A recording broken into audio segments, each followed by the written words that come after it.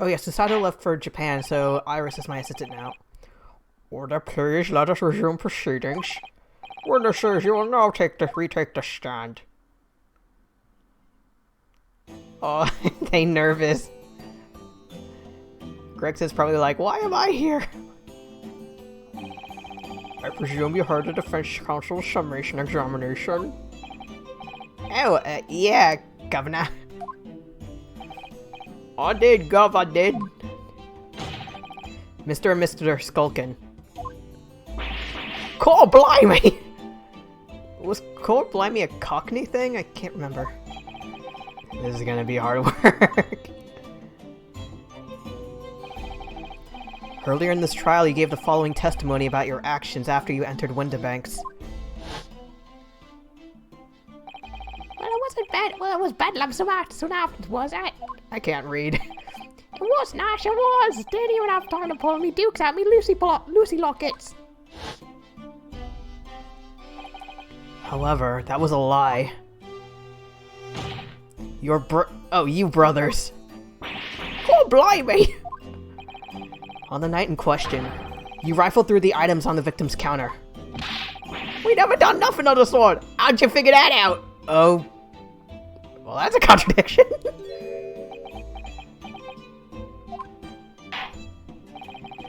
You will now give formal testimony once again. You will tell the court precisely what happened on the night in question, and this time you will tell the truth. Each lie that passes your lips serves to increase the severity of your punishment. I'm running out of glasses, and that, gentleman, may deal a crushing blow to your chances of ever seeing the light of day again. A thought worth pondering, perhaps. Say no more, Gav, where ye, yeah? We'll blab, we'll squeak, we'll peach! Peach? Okay, one, I wonder if that's a nod to Princess Peach, since they have a very Mario Luigi-esque thing going on. Two, maybe, did they misspell preach? Three, was peach a slang term for talk? Way back when?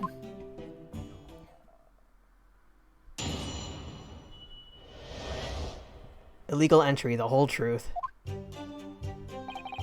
Alright, we did knock a few things over, but we weren't rifling for nothing.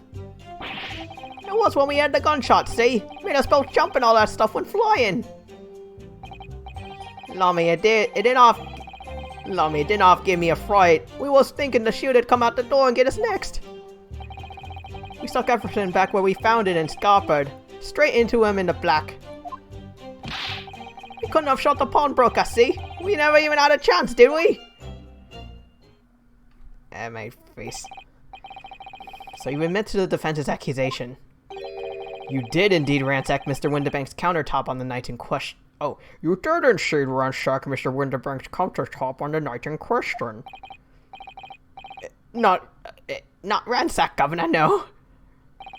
That's right, Nash, that's right. It's more like we tidied up, yeah. Hold on. Wait, wrong button.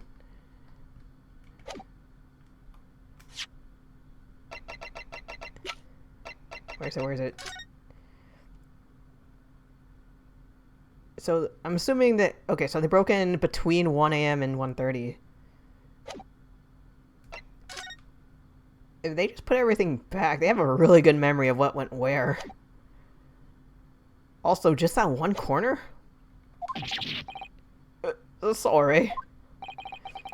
By their own admission, these brothers entered the pawnbroker under dubious circumstances.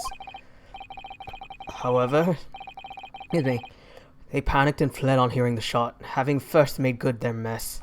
The way you say it, we hardly sound like roughs at all. We don't, Nash. We don't, Nash. We don't.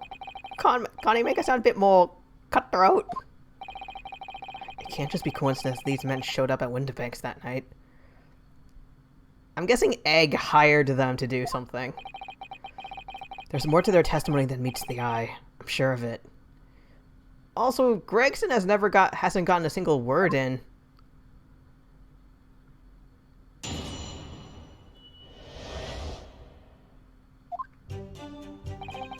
Alright, we did knock a few things over, but we weren't rifling for nothing. Were you? that's the case, then why didn't you testify to that effect in the first place? Well, you know, we ain't exactly squeaky clean, are we? We ain't, Nosh, we ain't. If we made it something like that, people would think we was up to no good. Isn't that your whole thing, though? Well said, Ringo. Me old China? Slang for friend? I don't know. We'd only land ourselves in even more trouble. And in fact now, as a result of lying in your previous testimony, you're still in trouble for perjury! That's exactly what you've done. Landed yourselves in even more trouble. Ah, well, that's rotten luck. Says the rotten apple eater. Witnesses, explain your actions to the court. Why did you ransack the victim's counter? We never ransacked nothing. Right, Nash, right. More like we tidied the place up. Don't bullshit me. Sorry. It was when we had the gunshot, see? Made us both jump and all the stuff went flying. Are you sure it did? So what you're saying is... the sound of the gunshot shocked you so much you knocked all those things off the counter? Well, it shocked one of us that much, yeah? This bag of nerves needs to learn to keep his shirt on. Look, it was loud, alright? Blimey, me dead granny would have woken up at that bang. Big brother screamed like a bloomin' baby and fell over on the counter. He knocked over a load of books, a candlestick, and some skull whatnot. There was more stuff than that, wasn't there? Okay, books, candlestick, skull.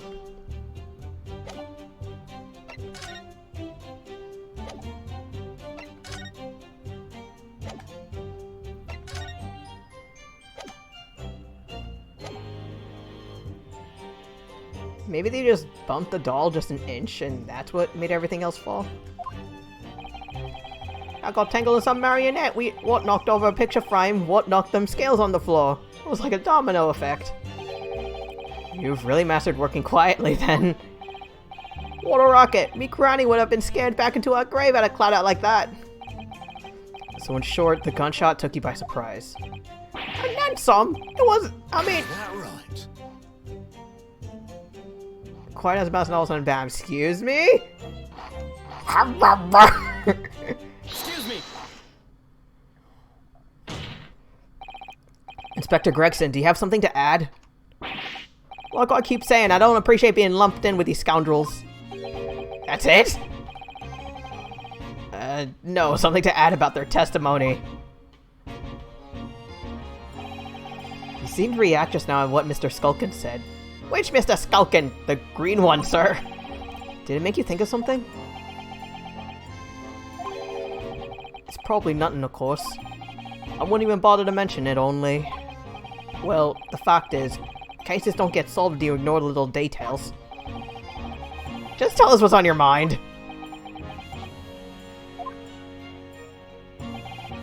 As you know, we brought these fellas into the yard for questioning last night. And the statement they gave then had told a slightly different story to what they're saying now. Meep, mop. Did it? You claimed you heard the victim shout something out before the gunshot. Might have, Gov. Might have. Does ring a bell now you mention it. Granted, it was only a minor detail. But still. Kind of feeling like perhaps you've been a bit sloppy with your testimony here, eh, hey fellas? I can't tell if I'm doing British, Australian, Cockney, or like a weird amalgamation of all of them, I'm sorry. If I discover the witness's testimony has been any more sloppy than it has hitherto proven to be, I shall be forced to bring the very harshest punishment to bear against them. Easy, easy! We'll get it right this time! That's it, yeah, it's all coming back to me now! Then speak. Supplement your testimony with whatever details have miraculously returned to your questionable minds. Sirs.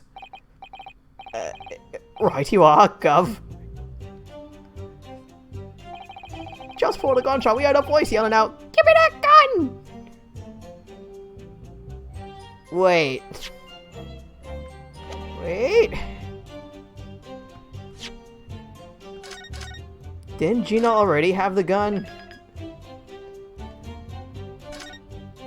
Wait, can I ask in detail who shouted it? Like a high-pitched voice, low-pitched voice? Hold it! So in fact you heard the voice and the gunshot almost simultaneously? We did, Gov, we did! Although, I suppose if you're being honest, we had a kind of wavering voice before the yell and all. If you don't want to get shot, give me that gun! Ah! Kinda thing. Lovely demonstration, boys. Career in acting tragically missed. And where were the voices coming from? Could you tell? Of course we could. From the other side of that door behind the counter it was. From the storeroom. The victim was found dead. I'm a little upset that we can't ask who, like, what do the voices sound like, and like, was it a high-pitched voice, a low-pitched voice, and which one said what? And the voice you heard. Thank you! It was that of the victim, Mr. Winterbank. On me granny's life, of course it was! On its granny's life, cause it was! So that would mean that you both knew Mr. Winterbank and the sound of his voice? So I mean, what? What? Nash, what? Any ideas? Yes, Counsel, indeed it would. No. We didn't know the geezer. How am I supposed to deny it how am I supposed to deny it when that bloke and all the fancy clubbers give us the evil eye? I think you just gave yourselves away. If you value your lives, you will ensure your testimony is accurate and true. On me granny's life it is! On his granny's life it must be! It's a good job his granny's dead! To summarize then, immediately after hearing the voice of the victim, you then hear the gunshot, causing you to stumble and upset the items on the counter, scattering them over the shop floor. You make it sound like we're clumsy. 'Cause you are. Don't forget we tied it up after like little good boys. Anyway, the way I see it. The bloke who owned the place was holding a gun. Wait, what? Holding guns, so he should have just fired at it. What? You're saying that Mr. Winterbank had a gun in his hands? Oh, the eyes got serious. Oh yeah, bet that was a sight, eh? Them two waving them guns at each other must have gone pretty heated. I mean, just before he shouted out, we had the kid to say, if you don't want to get shot. Wait a minute. Wasn't there only one gun at the scene? And it was the murder weapon? Wait, was it this gun? Did they conclude? Wait, they don't have forensics yet.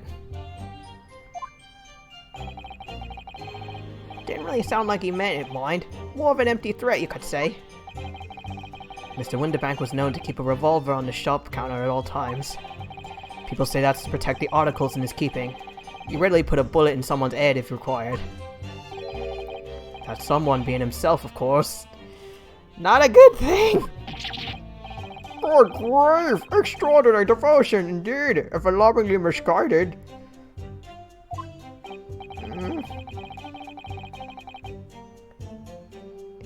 Sorry, Ringo. I think his name's Ringo. His cheeks are so pudgy. Well, he certainly sounded like he was ready to pull the trigger the other night.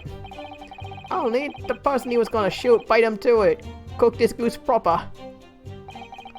Bet he wished he squeezed the trigger instead of wasting time shouting, "Give me that gun!" And it was directly after those words that you heard the gunshot. It was more or less at the same time, Gov. Give me that gun! Blah! Kind of thing. He has a career in acting very tragically missed. Then we heard the shout of something. Then we heard the sound of someone hitting the deck. Before everything went dead quiet. After that, we done a slapdash job tidying the place up.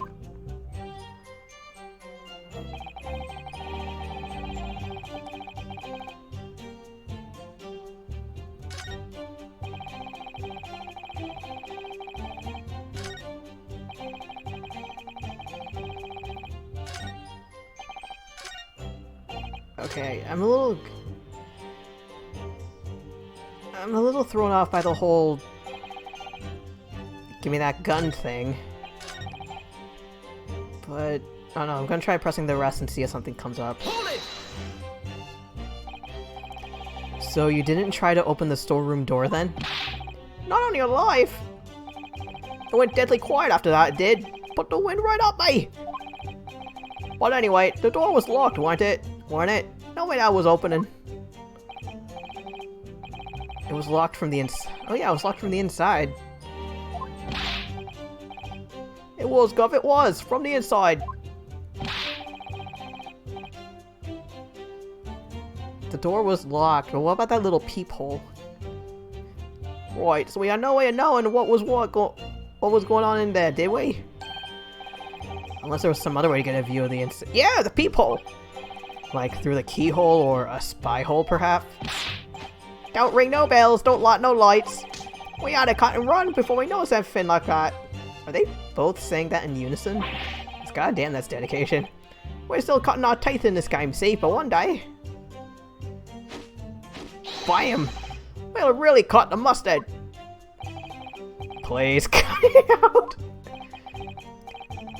But as we know, behind that door was the victim's lifeless body. The accused not 2 feet away. And I think is Von Zieg's German or British? Yes, unfortunately.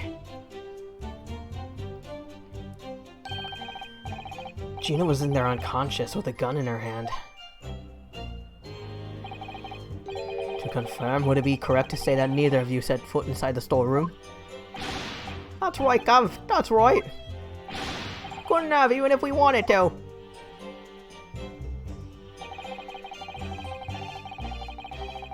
Scarford, huh? Hold it! Yes, whereupon you fired a shot from your own gun at Mr. Herlock Sholmes. Yeah, we was a bit icy there. We was, Nash, we was. Truth be told, I was already shaking like a leaf when your lot turned up. Iris Angie. If you're shaking like a leaf, don't put a loaded gun in your hand. Good advice, miss. Good advice. Truth be told, me mind went totally blank. She is going after them hard. Before your mind goes totally blank, make sure you don't have a loaded gun in your hand. Mental note, mind miss. After that, we legged it down the street, but apparently we looked dodgy to the coppers or something, so they clapped the Darbies on us like winking. Darbies? Handcuffs? And after you've been handcuffed, the police found this revolver in your possession, correct? Well, yeah. But listen, that proves it, don't it, eh? We couldn't have shot the pawnbroker, see? We never even had a chance, did we? Hold it! And why should we believe that? What? Wait, cause it's true, ain't it? The place was totally empty when we went in. The store. Okay. For a second, I was about to say no, it wasn't, but then I remembered. They were in the store. Like Gina and Windebeck were in the storerooms, like out of sight. So when these guys went in, they probably thought it was empty. At the time, the victim was already in the storeroom, having been forced to open the door by the accused who had a gun into his head. In other words, on the night in question, these two witnesses never even laid eyes on the proprietor of the pawnbrokery, Mr. Windebank.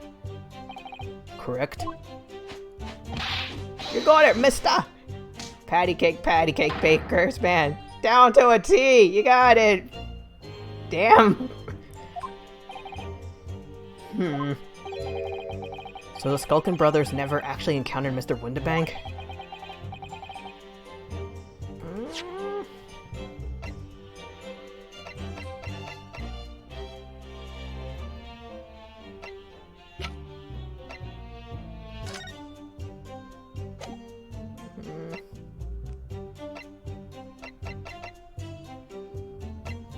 Wait, can I examine this?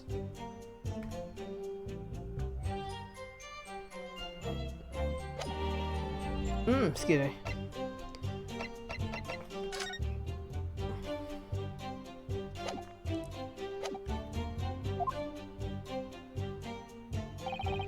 That's it? That's the full extent of their testimony? What is it, Runo? You look very fierce. I could pour you some apple tea if you're tired. Thank you, but I'm fine.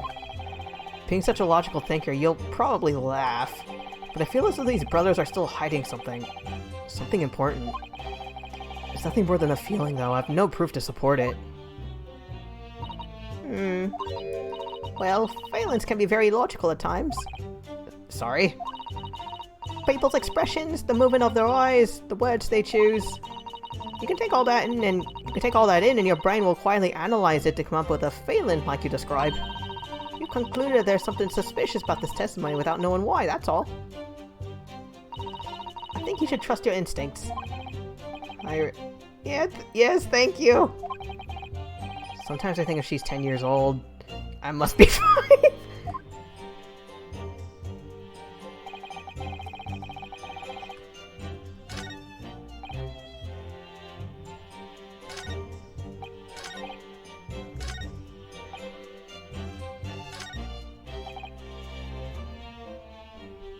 Is this what? I feel like I'm supposed to, like... I feel like I need to present something on this one, but...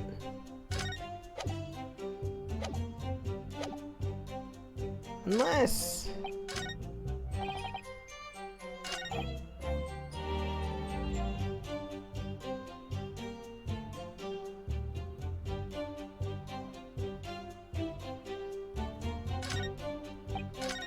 Wait. Bloke who owned the place was old and a gun, so you should just...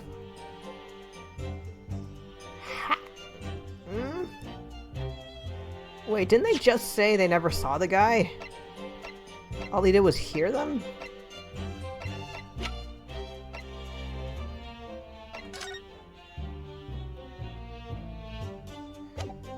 How do I point this out, though?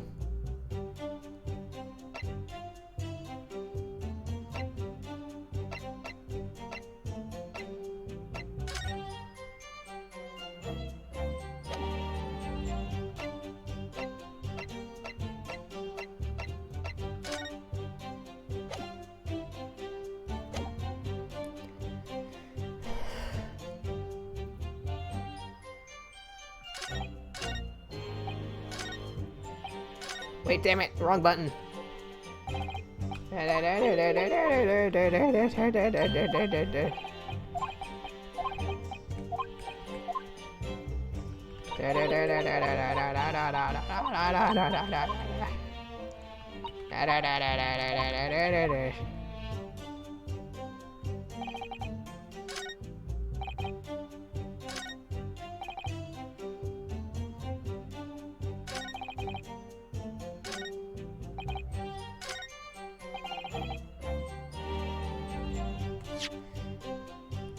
Yeah, like they just said they saw, like they mentioned.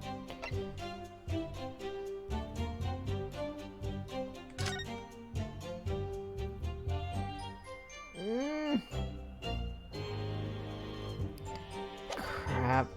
I feel like I'm onto something here, but I need to figure out the right thing.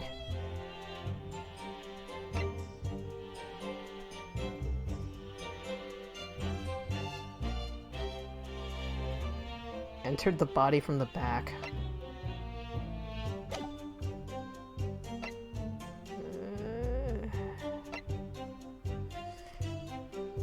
Objection. Damn it! Eh.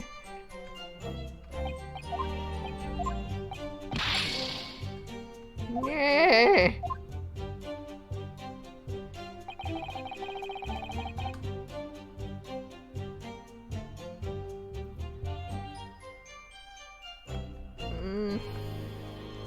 Oh wait, I thought they were saying they never saw him, but they were just saying they never. They were just saying they can kind of have a chance to shoot him.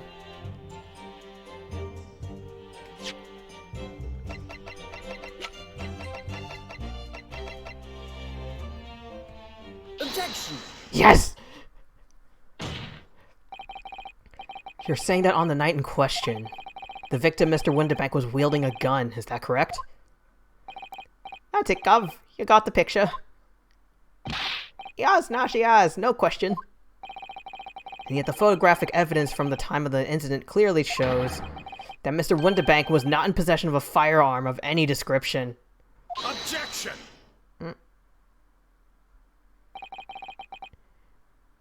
Are you gonna suggest he had one in his pocket? You surprise me. Does the defense really intend to highlight evidence that compromises the position of the accused even more? Furthermore, the defense has failed to establish that the photographic print presented was taken a suitable short time prior to the victim's death. Your chronology is severely lacking, counsel. God damn it. Yeah, that's right. Too right, Nash, too right. The old geezer could have been able to turn the tables on the girl, eh? Hardly. No, I'm afraid this won't stand as conclusive evidence. Please don't take one of my points. Continue with the cross-examination, counsel, and heed my earlier warning, witnesses. A skulkin's never skulkin'. My precious testimony! my precious contradiction gone!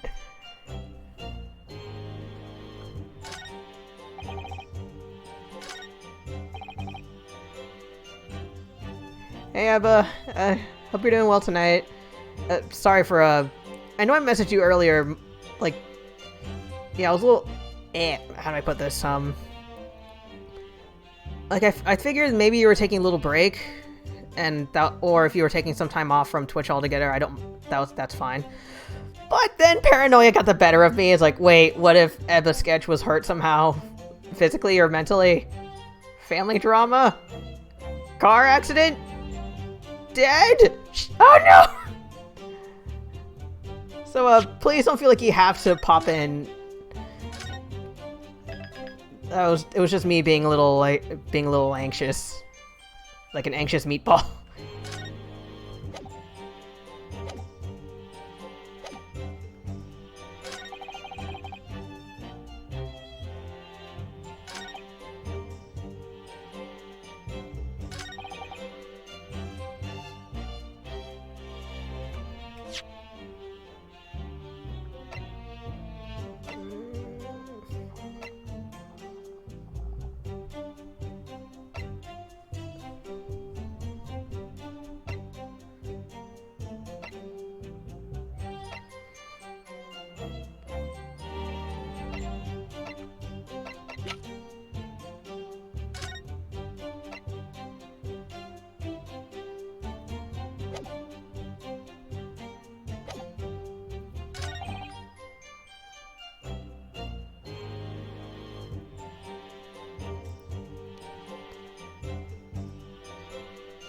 Twitch notifications.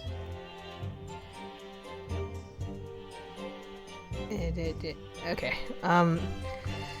Yeah. I don't really use Twitch. I don't know. Usually, Twitch notifications go to my email, which I, depending on.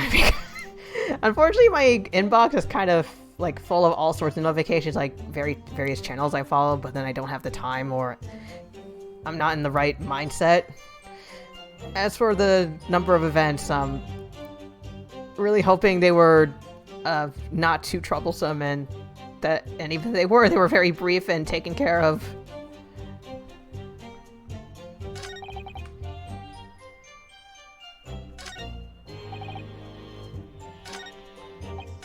Shit, wrong button!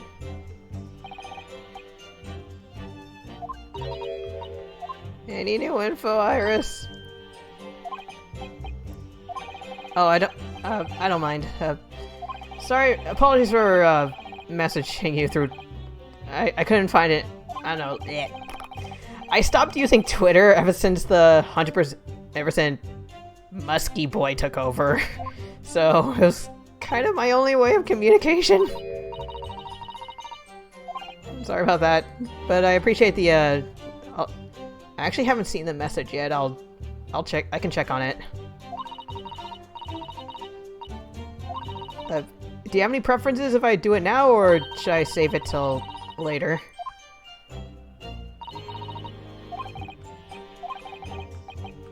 Oh yeah, I can't remember if you've played this far in the game or not, but okay, so far, Susato went back to Japan because her dad is sick. Steampunk Toddler is helping me.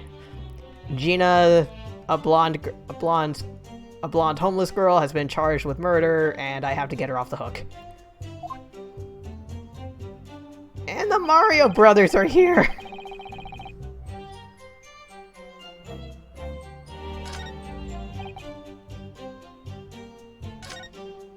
Okay, I already presented something here, but it didn't work. Because they were all, wait a minute, how do you know this happened?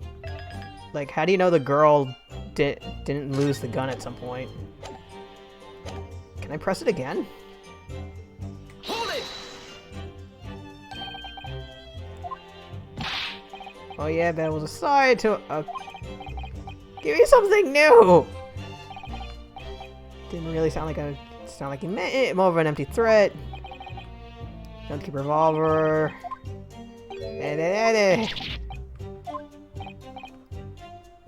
Pull the trigger the other night. Anyway, she squeezed the trigger instead of wasting time shouting, give me that gun. Wait.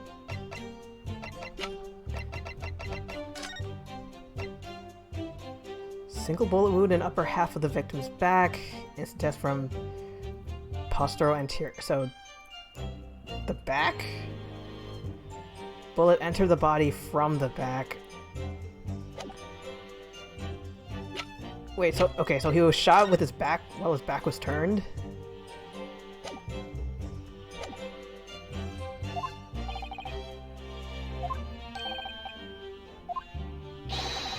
Give me that gun!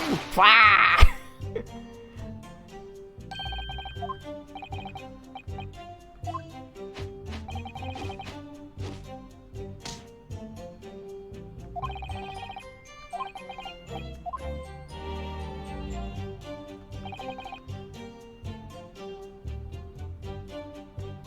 Yay, therapy!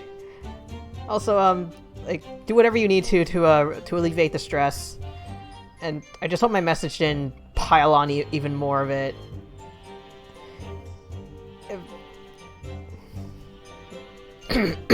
Sorry.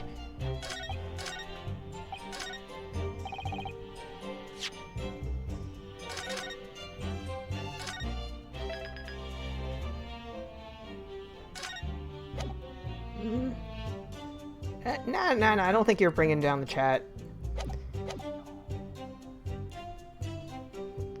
I mean, if you, like, you've been gone for a while, and it sounds like you've been through a time and a half.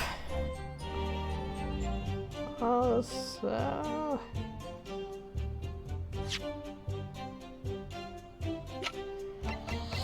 Ah!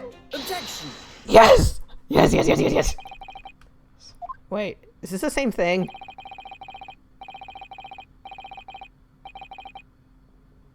And to question the victim, Mr. Winterbank, was wielding a gun. Wait, isn't this the same thing?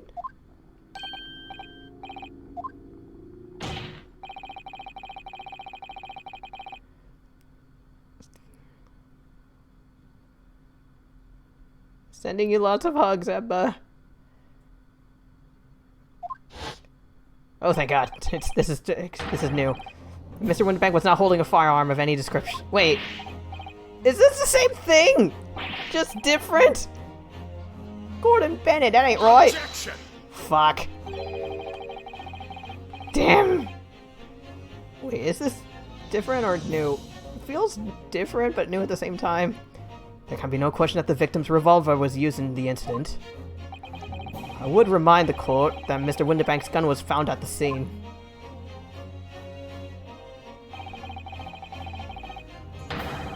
Ooh, hello!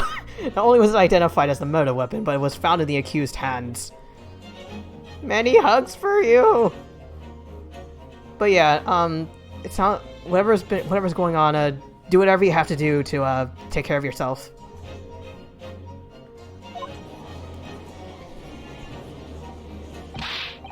Yeah, that Multula used the victim's own gun to finish him off!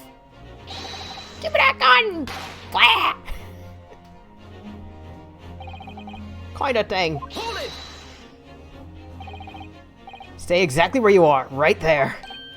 If the crime had taken place as you so colorfully described in your testimony, we just need a few Shakespeare props and you're good to go. It would give rise to an undeniable and significant inconsistency in the final moments you just acted out. He was shot in the back! Goodness, are you sure, Counsel? Oh, now I kind of wish whenever Van Zeke slammed his fist, the wine bottle would just, like, hop off the table. You intrigue me, my learned friend. But let's see some evidence to support your claim. Where's the proof that demonstrates this inconsistency in the witness's portrayal of the victim's final moments? I'm hoping this is it. Take that! According to their testimony, the witnesses claim to have heard a shout of "Give me that gun!" followed by the gunshot. Indeed, with the two events happening almost simultaneously, or so we've been led to believe. Yes, that's right. Now, if that testimony is true, it would mean that at the moment of death, the victim and his attacker would have been facing each other. However, in the autopsy report, it clearly states that the victim died instantly after being shot from behind. Care to explain that, boys? So as I stated before, there is an undeniable inconsistency in your testimony, Mr. and Mr. Skulkin. Yeah. But it's the God's honest truth! It is, Nash, it is! When he was shot that night! Shopkeeper had a gun in his hand! We saw him with our own bleeding eyes! Unless the room was really dark and you couldn't see. Or you can only make out the shadows. Did I hear you right just now? You actually saw Mr. Windibank holding a gun? Ew! Someone like that might have slipped out. How many perjury charges do you want? Ladies and gentlemen, you have all just heard the admission by these two witnesses that on the night in question, they actually saw with their own eyes the victim wielding a gun. Which can only mean that despite their testimony to the contrary, the Skulkin brothers must have encountered the victim in person. Nasha. Happy early birthday!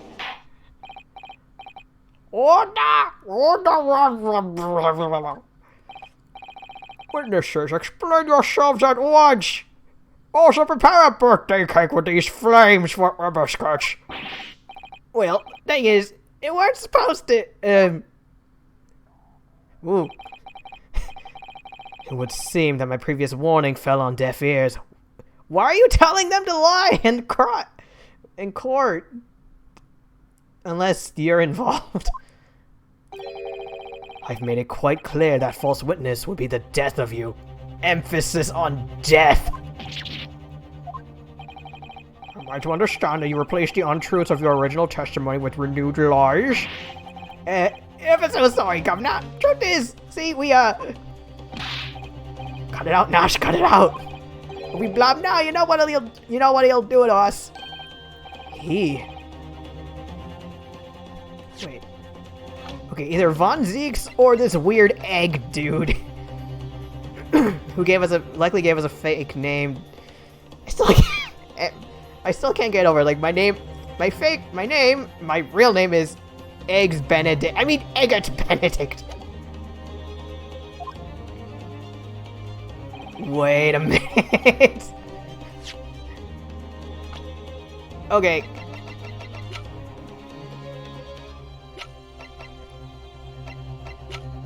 Are they siblings or cousins? Their eyes look similar. Let's make your position perfectly clear. He will talk. There is no other option available to you. Bruv, come on, the game's up! But you'll have our guts regardless! In case it hasn't quite sunk in yet, no matter how hard you try to hide it, the truth will come out. Wait. Is this similar to the very first case where the witnesses had to lie through their teeth because a person with authority, aka power, told them to? On an urgent question, it is now apparent that you brothers met face to face with the victim. I demand that you testify again to explain the precise circumstances upon which otherwise this meeting took place. Well, we have to. On pain of death, bring out the guillotine. I suggest you make yourselves fully aware that this is your very last chance to tell the truth. Is it guillotine or guillotine? I've heard... I grew up with it being guillotine, but I've heard others say guillotine. Encounter with the victim. Alright, so we just got inside the coffin and heaved a sigh of relief when the geezer showed his mug. Give me that gun, he bellowed, and then he flew at us like he was possessed. I thought we had it. For an old geezer, the bloke was strong as an ox. He chucked me over the counter. And that's when he knocked everything over? I pulled me gun on him, and then he legged it through that door in the back room.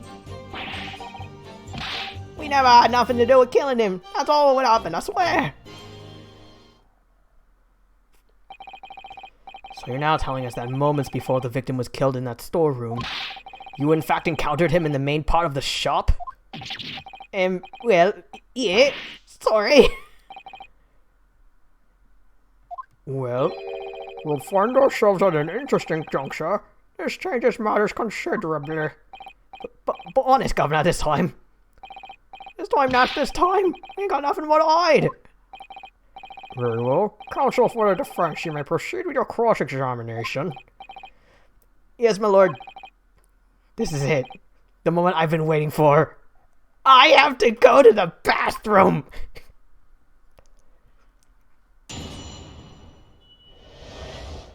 Encounter with a victim. Sorry to Gav, but needs sigh relief when the geezer showed his mug. Really? When you say geezer, I presume you mean the victim and proprietor of the shop? Oh, wait. Sorry, I mean, that's right. He was keeping a close eye on the entrance to the gaff, obviously. Also, I'm noticing that through this whole testimony, no one's asked Gregson hasn't even given his side. Granted, he wasn't at the scene of the crime as it was happening, but still, he collected evidence, didn't he? But we never thought no one was gonna come out of the back room like that. The back room being the pawnbrokery storeroom.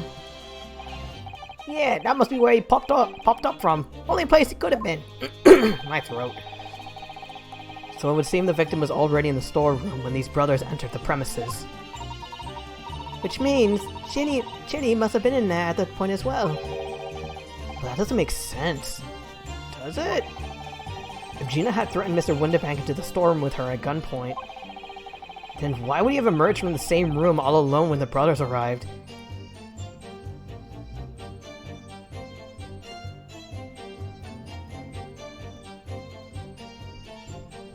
Okay, mister, we're into the storeroom. Give me that... What was that noise? Lady, stay inside. I'm gonna go out and check. Yeah, I still want to know how she gets it done. Like, does she go to bed with it, or does she spend hours every morning? Also, quick water break.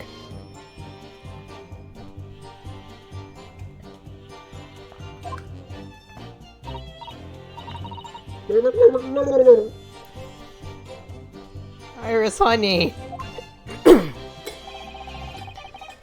Did you see the accused at the time? Whoa, that Multula? Couldn't tell you. No way, copper. We had bigger fish to fry then. I mean, the old geezer just lost it. Give me that gun, he bellowed, and that...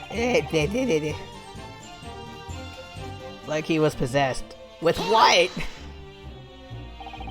You mentioned that Mr. Windibank shouted those words in your previous testimony, too. However, you claim that you heard him yelling them on the other side of the storeroom door. Oh, did we? But the truth is, he was shouting those words at you, wasn't he? Well, yeah. Was the victim, Mr. Windibank, wielding a gun at the time?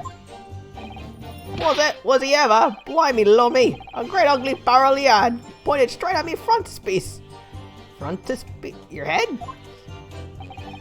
So what you're saying is, you definitely saw Mr. Windibank with a gun at that time, is that right? It is, Golf, it is. Spot on. Then all of a sudden, he came at us, he did. It was bedlam. I didn't know who was going for who. You were clearly all going for each other. It was like Super Smash Brothers and all out, bro. Like Nash said, we thought we had it. I mean...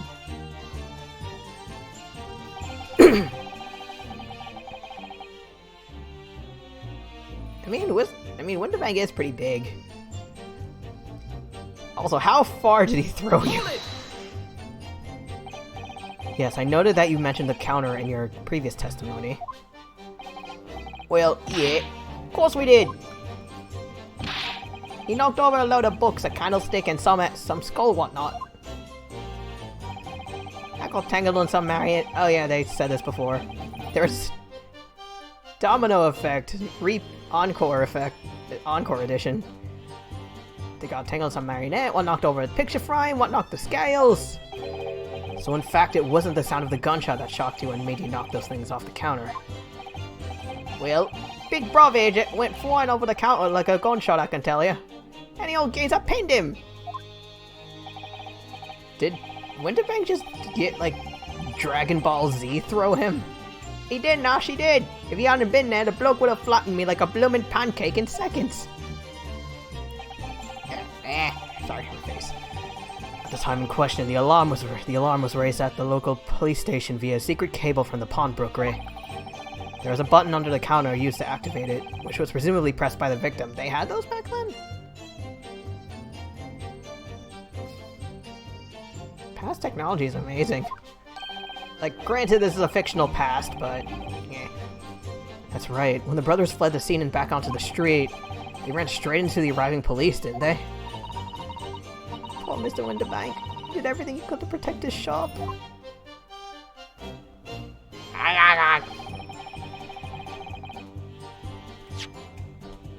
Wait. The one round that went through Herlock. Hold it! Were you intending to shoot Mr. Windibank? No, never. I would, you know. Patty cake, looking out for me, bro, wasn't I? He was being flattened, don't forget. By a man whose shop was being burgled. And then, the man fled into the storeroom when you pointed your gun at him, is that it? Yeah, that's it. He shoved me away, then ran off through that door and shot himself in. Also, apologies if you hear random grumbling every now and then. Just,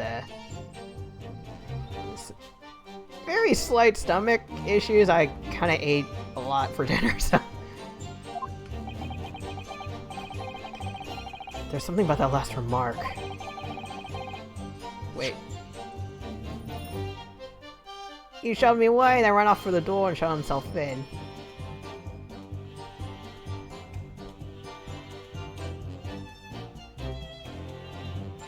Good point. Yeah, like, I've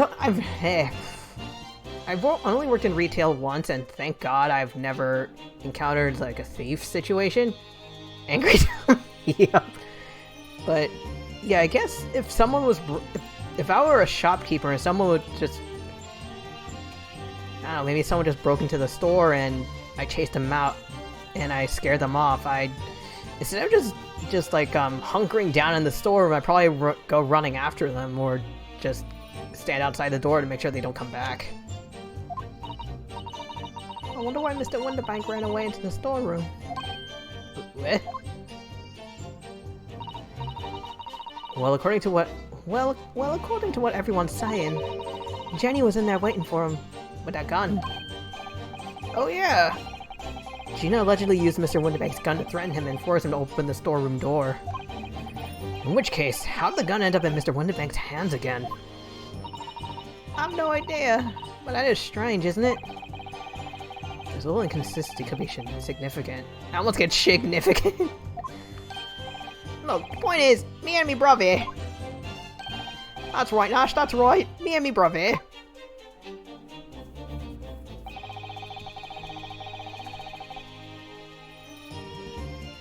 You tell me more. You say you had nothing to do with it? Nothing at all! Nothing, Gov, nothing. The old geezer went and shot himself in the back room, didn't he? Looked it was, from the inside. We know it was, because we tried to open.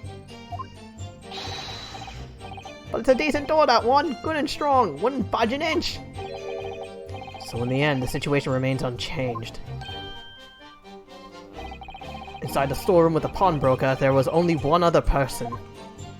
The sole person who could have possibly shot the victim. The accused, Miss Gina Lestrade. It would indeed appear, sir. What say you to that, counsel? I don't know. Is there anyone else apart from Gina who could possibly have shot him?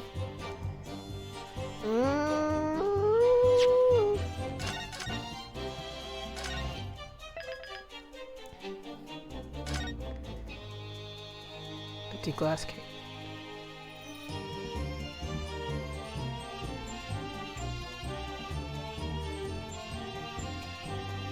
Empty plastic.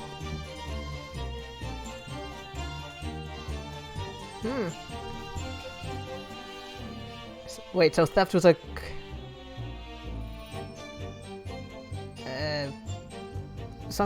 Sorry, I might be misreading it. So, due to some thefts, the plastic cases were left empty? Someone took... Oh! God damn.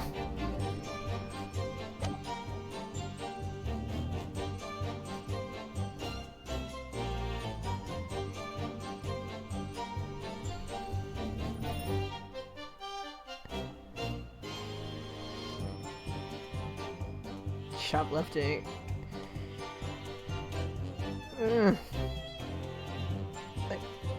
one hand, I guess I can kind of see why a cheap dollar store would do that, but at the same time, security goes a long way. Like, please invest in security. Which, funnily enough, kind of reminds me of my last job. It was at the post office, and I could go on a very long time about that place, but all I'll say is, there was some point, I remember, there was like a group meeting with a few other coworkers and, I guess, management. And at some point, someone asked, why was security so flimsy? Like, we didn't even have security guards, or...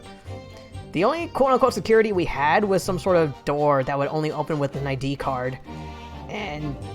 basically, management, instead of just saying, like, oh, that's a good point, we should probably invest, they said something along the lines of, like, that door works just fine. If someone were to break in and cause trouble, you guys will be our first line of defense, which, not reassuring.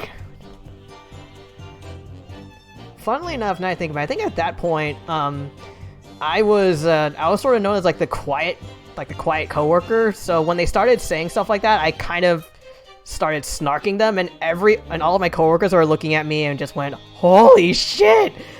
Guys, the moment Riley starts talking, you know you're in trouble. Like, I was just going on, like, snarking them non-stop. It was like, don't worry, if something were to happen, you'll be our first line of defense. Oh, so you want us to die then? Oh! And unfortunately, in the end, management did jack shit. But yeah.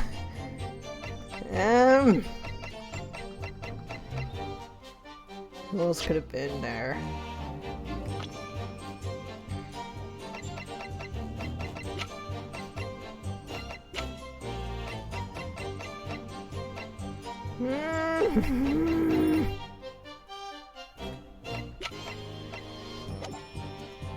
Okay, I'm gonna act out of desperation here. If it's wrong, I can always...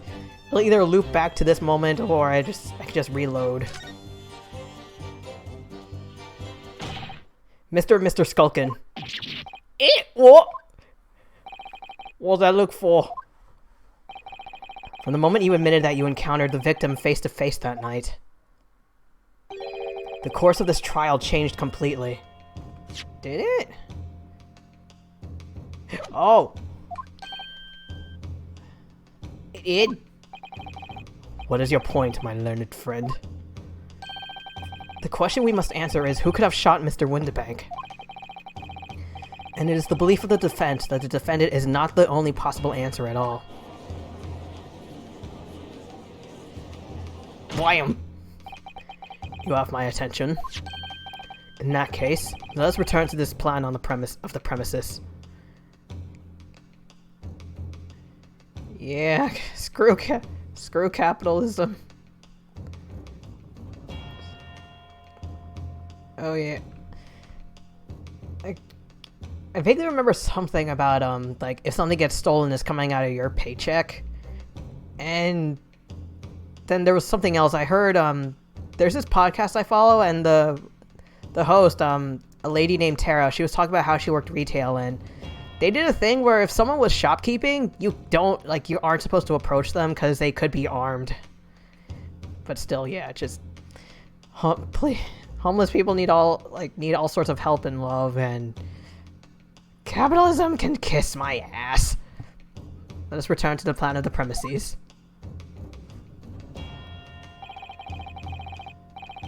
The victim was killed in the storeroom, which was locked from the inside. Those are the facts. So pray, what other possible answer to the question of who shot the man could there be? Counsel, you must now provide answers to the court in respect of two conundrums. Two? Twice as many chances to be right, baby? Indeed. Namely... From what location did the culprit shoot the victim? And furthermore, where was the victim at the time? Two conundrums? Like the number 2 that I just made in my pants from this sudden question? Understood, my lord. Are you alright, Runa? I'm not entirely sure, but there's one thing I'm sure about. If I can prove that there's a credible new alternative to what happened, it would change Gina's prospects hugely. So now, time for some clarity. Show the court on this plan with the answers to the questions posed by his lordship. If you believe someone else could have killed the victim, indicate from where that person could have fired the gun. Saving.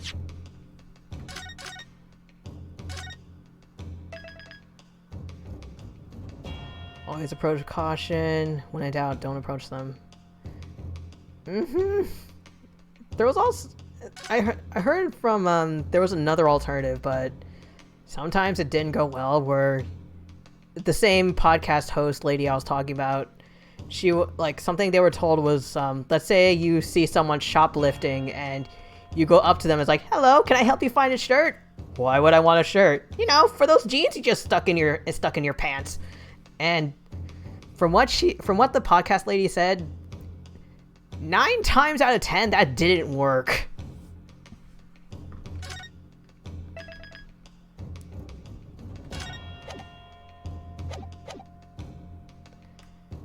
Indicate from where the person could have fired the gun.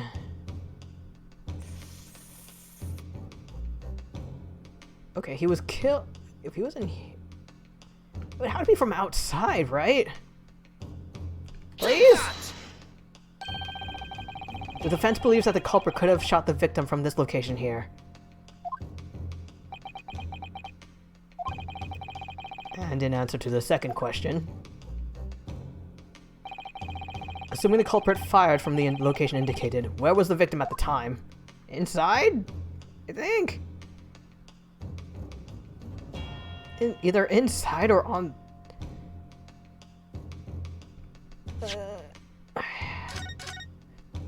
With that angle, maybe on the counter? Yeah, it's like no matter what, just don't piss him off, but it ends up being anything could piss him off, and it's sort of a lose-lose. Okay, I have two guesses, either in here or on the counter. I'm gonna go for in here because that's where the body was. Take that! Please? The culprit shot the victim from outside the storeroom. Continue. Mr. Winterbank died instantly from a bullet wound to his back. Looking at the stain of blood on the storeroom floor, it doesn't appear that the body was moved after death. Wait a minute. Okay, the gunshot went through his back, but what was the direction? Entered the body from the back on a gently rising...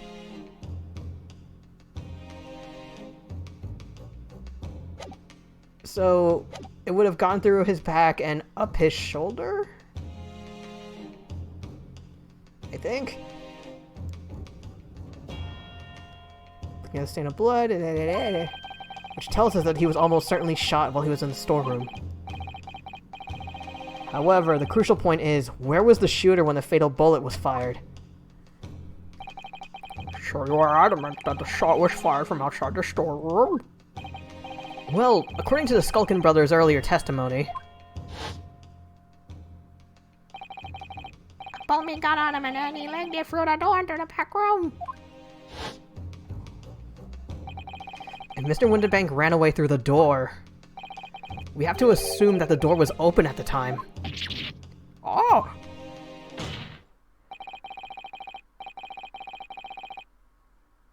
Also, now that I think about it, I don't remember how big that little peephole in the door was, but it was like a good sized rectangle in the storeroom door. So,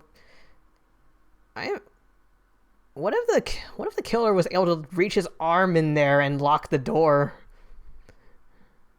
Hence making the whole locked room scenario. It was at precisely that moment when the victim was fleeing for his life. Blam! These brothers had the perfect opportunity to shoot the man in the back once he was inside the storeroom. None! Come to think of it, do you remember what the prosecutor said at the start of the trial? Blah, blah, blah. Moving on to the findings on Scotland Yard's coroner. His report states that the bullet entered the body on a rising diagonal trajectory. It means the victim was likely shot by someone significantly shorter and Ringo, my man! Poor man. Shot while he was running as fast as he could to safety. Oh yeah! He would have been leaning forward as he was running away. So even if the bullet was fired horizontally, it would still have entered his body on an upward trajectory. Wait, really? Wait. So either there's someone short, or maybe someone around the same height, but because he was running, it looked like it was an upward trajectory. So the culprit isn't necessarily someone shorter than Mr. Winterbank. Objection! I'm sure my learned friend can't have forgotten that the storeroom door was found closed and locked from the inside. You claim the victim was shot as he fled into the room. Do you also claim his corpse was dexterous? Dexterous? I don't know. Enough to turn the key in the lock. I mean, if he rolled a nat 20. But wait. What if someone else locked the door? Yes, there is someone else who could have locked the storeroom door. Is that so? Very well then, counsel. Present your hypothesis to the court. In the scenario just described, the defense's assertion is that the victim was shot from outside the storeroom. In which case, who shot and locked it from the inside?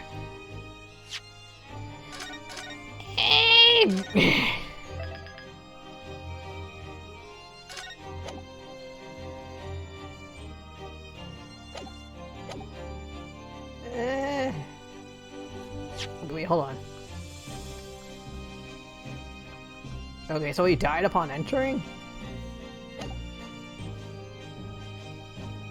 Maybe it was Gina, because, you know, when you hear when you hear there's danger, first thing you want to do is run, or if there aren't any options available, hide, or completely cut off the, I guess, what's the phrase? Cut off any way the attacker could get close to you. I think. Take that! Obviously, the person who locked the door was the only other person inside the storeroom at the time. The defendant, Miss Gina Lestrade. Objection! That's absurd! You're suggesting that the accuser deliberately engineered the sealed room? For what possible reason? There were guns outside the room. You don't want them inside the room. Such actions would only serve to tighten the noose around her neck. I am inclined to agree, I must say. Well, counsel? Yeah, that's a tricky one, isn't it? Public notions have no place in my courtroom, counsel. Remember that, please. But of course, Ginny would have locked the door. It almost goes without saying, doesn't it? It does. Please be the voice of reason, Iris. Well, if I was Ginny in that situation, I know I would have locked the door as quickly as I could. I mean, those two burglars had just fired a gun in her direction, hadn't they? Exactly! Thank you! Thank you, thank you, thank you, thank you, thank you! Before the two brothers arrived, Miss Lestrade and Mr. Windibank were in the storeroom together. Now, I don't know what went on between them at the time, but at some point, Mr. Windibank must have heard the intruders breaking into his shop and left the storeroom. Intruders, aye? That's us, bruv. Don't be proud. If your theory is correct, that would leave the accused alone in the storeroom. Yes, it would. Then, probably only moments later, the victim fled back through the storeroom door, hoping to escape danger. Hit in the back by the bullet, Mr. Windibank fell to the floor where he was, just inside the storeroom. And what we have to ask ourselves now is, what would the defendant have done in that moment? Ah! I see where you're going with this! Outside the storeroom was a terrifying killer who had just murdered Mr. Windibank. As soon as that thought struck Miss Lestrade, she slammed the door shut and locked it. In order to save her own life. Hold it! Huh? But I mean, we're the ones who done it! We ain't, Gov, we ain't! We gotta believe us! I mean, come on, we never shoot no one! Objection! You shot Herlock Sholmes? I know for a fact you would, because before my own eyes, you shot Mr. Herlock Sholmes. That's one oopsie poopsie you can't escape. There's only one logical conclusion here.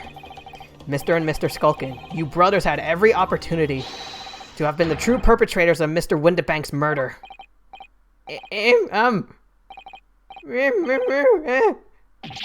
Ugh!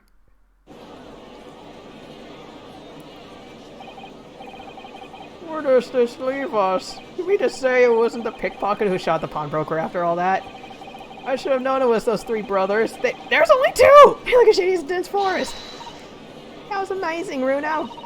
All the members of the jury seem to be firmly on your side now. I know. First time ever! And probably the last. Yeah. The Naruhodo bloodline. Zero luck. Well, I think you've done it. Surely you have to give a verdict of not guilty, or I'll shoot them! Hello? An admirable effort, my learned friend.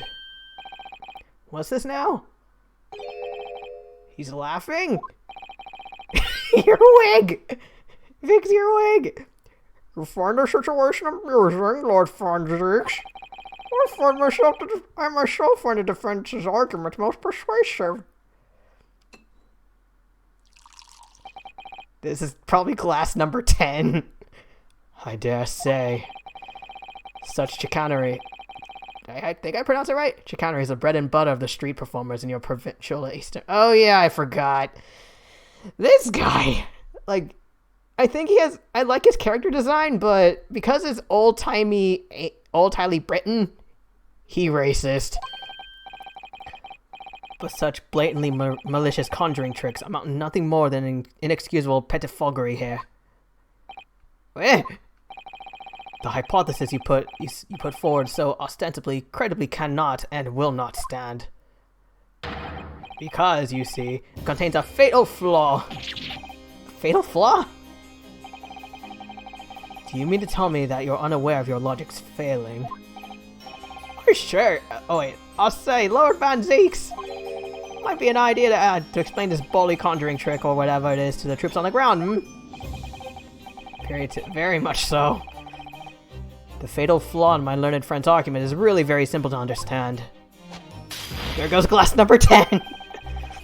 Assuming you're not too dim-witted to count bullets. Okay, I know the Skulkin brothers were found with one gun on them, but if they could have had a second gun that they tossed aside. By George, count bullets! Oh dear. He noticed then. What's everyone talking about? The gun, you dingus! Counsel. Hi! Tell the court how many bullets were found at the scene of the crime. Two bullets. One in the calendar and one in Winterbank. Or around, depending. Correct. The first that which hit the victim in the back, ending his life. And the second, that which struck the detective, Mr. Herlock Sholmes, on his arrival at the scene. What accident? Indeed. The defense presented a picture showing the damage caused by the second bullet earlier in the proceedings. Oh yeah, blood is red, but Iris, the little girl, she invented a way to basically match blood types by changing colors. Let's see if I can... Yeah, like purple blood is a victim from 2 cases ago. Blue blood, like, basically Iris shoots at a red blood stain, and depending on whose blood it is, it changes color. So this guy's purple, this guy is blue. Pretty sure this is Herlock Sholmes now. Green.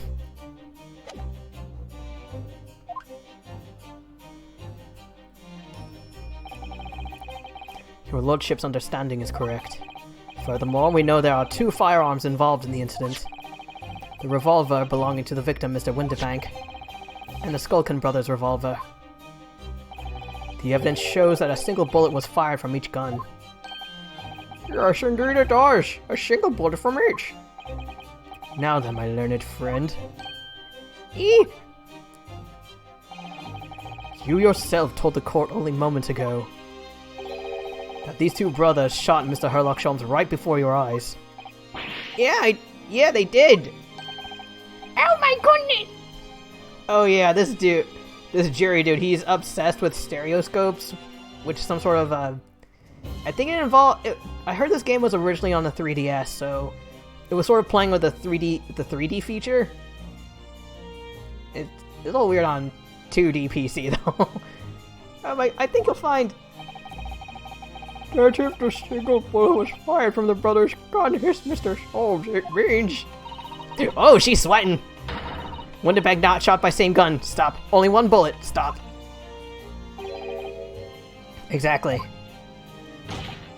Yes, this...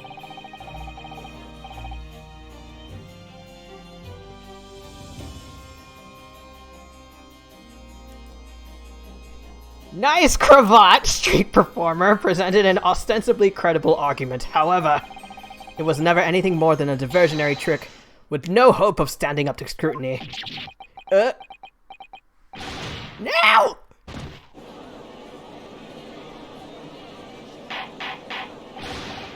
Order! Ow! Pray forgive the discourtesy of flinging the dregs of this hallowed nectar into the public gallery. My nose! Lord Van Zeeks! Oh yeah, the other thing about this Van Zeeks dude, he's a bit of a drama queen. Like, he either throws his wine glass, throws the bottle, or throws his leg. But this court needs to open its eyes. The accused, Miss Gina Lestrade, is no ordinary little girl. Despite her young years, she can regrettably no longer be described as a juvenile. Oh yeah, I remember. Like, a few cases ago, they were saying, oh, she's 15. She isn't 15. No, the person in the dock is far from a law-abiding citizen. She has a past riddled with criminal conduct. At least electrons. Yeah, this dude must be swimming in money in order to throw wine everywhere. The truth is, the accused broke into the pawnbrokery on the night in question with loathsome intent. Now I'm just imagining if, like, if this game had a blooper reel and you see this guy trying and failing to throw the wine bottle behind him. Like, maybe at some points it either falls in front of him or just flies upwards and then falls down on his head. Loathsome intent. As we can see beyond doubt in this print, which depicts her threatening the victim with a murder weapon. Oh, balls! And I have here in my possession one more piece of evidence the prosecution wishes to present. The disc. The disc that probably requires a music box. A very specific music box. I'll be taking out whatever it is, Mr. Gilded's down. Whatever it is, Mr. Gilded's down to the yard. Thank you very much. Oh yeah, Mr. Gilded. An absolute dickbag. No, don't give it him. It's mine, that is. Mine. I'm sorry, miss. But anything belonging to McGilded has to be taken in as evidence now.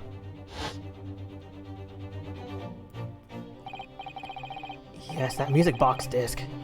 McGilded's music box disc. The very day before the hateful murder of Mr. Winterbank, the accused attempted to make off with this article, which clearly doesn't belong to her. And with none of the subtlety of a pickpocket, I might add, but by brute force and brazen impudence. I have information from Gina that she was told to pick it up, but probably not the best time to bring it up, because it has some very questionable context. Good gracious. Make no mistake, any sympathy for the accused on account of her years is misguided and dangerous. There are no depths to which this girl will not stoop if pushed. No crime she will not commit. Tax evasion for one! The court forgets that fact at its peril. I sure. I think it would be prudent to take this music box disc into evidence, counsel. As a grim testament to the defense. Who? Lord Van Zeeks, Gregson? Also, that voice is... like, dang, that voice. Yes, Inspector. We had a meeting yesterday at the yard with the prosecution service, and I'm... tiny body. I'm small enough, taxes can't catch me. I think it was agreed that the disc wouldn't be used as evidence. What's this all about? Why is the inspector acting strangely? That's the first time he said anything to Van Zeeks at all. I am unaware of any such meeting. Those are the instructions right from the top. The government bigwigs were insistent. I am a government bigwig. Inspector, I am the prosecutor, and I alone determine how to present my case. Your warning is noted. Thank you. The prosecution wishes to proceed with submitting this disc as evidence, my lord. Indeed, bailiff.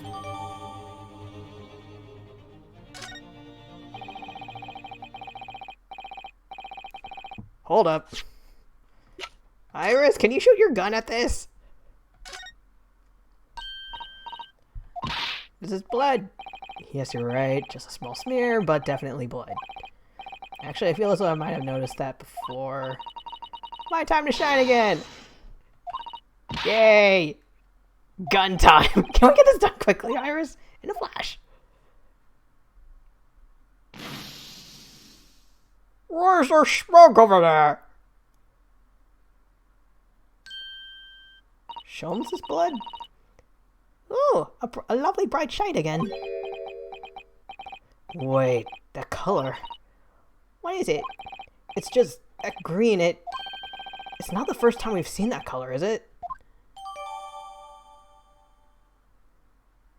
Wait. Okay, the green. I don't think that's Herlock Sholmes' blood, because I forgot that the bullet in the calendar appeared before Herlock Sholmes entered the scene.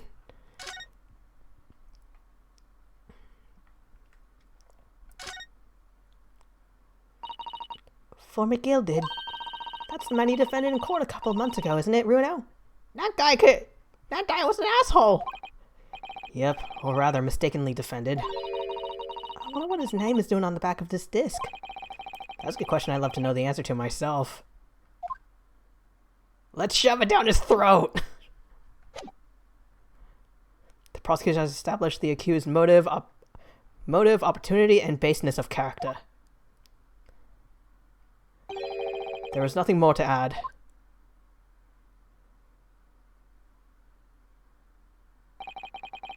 Bravo to me! Ladies and gentlemen of the jury, I await your informed decisions and rest my case. I don't believe it. I had the jury on my side for once! For 5 minutes! Oh dear. It wasn't even for 5. You can read my mind! Did I say that? Okay. It wasn't even 5 minutes, Runo. My lord! Oh no. Are you gonna do the summation examination again? Wonder if I might say something at this point. Also, stop looking at the maid! We already know what your kink is. Stop it. We're in court. This isn't the time. Been told about in a bit. Been stumbling about in a bit of a fog up to now. If truth be told, but all of a sudden, the answer's fully obvious to me and my men. There's only one thing for it. Is he gonna? I'm waiting for it. He's gonna look over at her. Or not. No. Very well. The court will hear from the jury. Ladies and gentlemen, you will present your leanings as to the defendant's culpability. Guilty. Fuck! Guilty. Damn it! Guilty. Screw you. Guilty. Doctor, why? Guilty. That's not Morse code. Guilty. Head desk.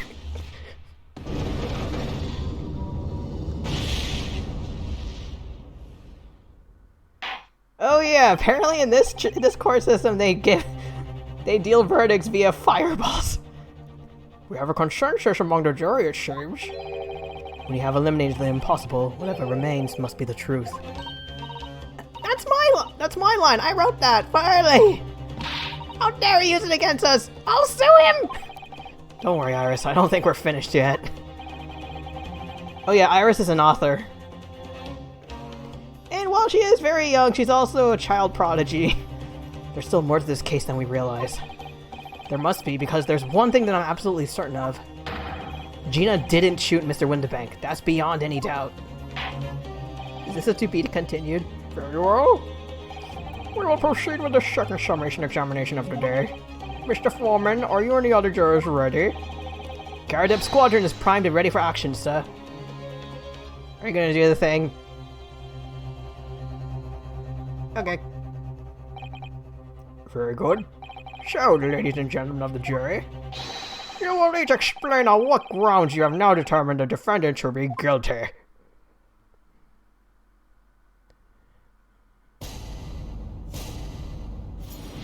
Oh yeah, the guy on the very right, he made a cameo in the second case. And I don't know how, but I thought apparently this whole system is that only British citizens can do this, but they say he's a Russian tourist. Once a rogue, always a rogue, I say. Different breed to us law-abiding citizens. As only 2 bullets were found at the scene, I would say the whole case is done and dusted. Wouldn't that break your device? You don't need a stereoscope to see the truth here. Every which way you look at it was a pickpocket. This feels like a lot of prejudice. Like,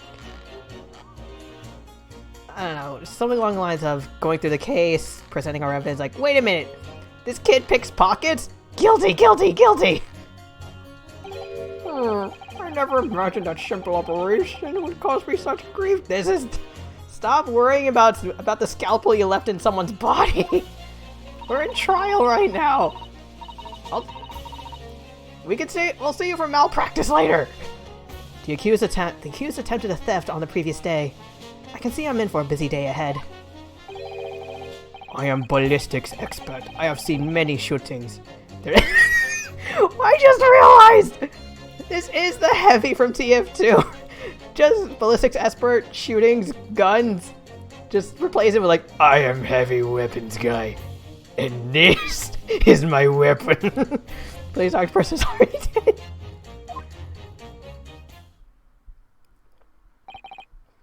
It would seem there is little remaining room for doubt. Have to admit, I was rather bowled over by the arguments put forward by the chap in... I'm pausing every time he looks at the maid. Okay, basically this character, like, he appeared in an earlier case, and he really likes maid outfits. Hence why he keeps looking to juror number 2. But when that fell apart like a house of cards, I saw that I'd jolly well been hoodwinked. Well, no more. The whole courtroom was turning against me again. It's not fair, Iris. That prosecutor's being mean. I'll kick his knees! Just because Ginny's done some things he shouldn't have done in the past, that doesn't make her a murderer. I'll smash his head in with that bottle! Allow me to savor this fruity vintage while I savor the spectacle of your fruitless debate on the matter. Here's to the truth coming out, eventually.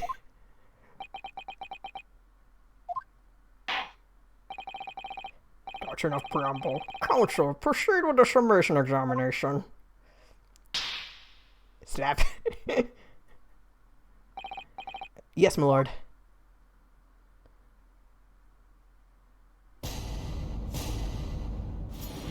Okay. Wasn't it?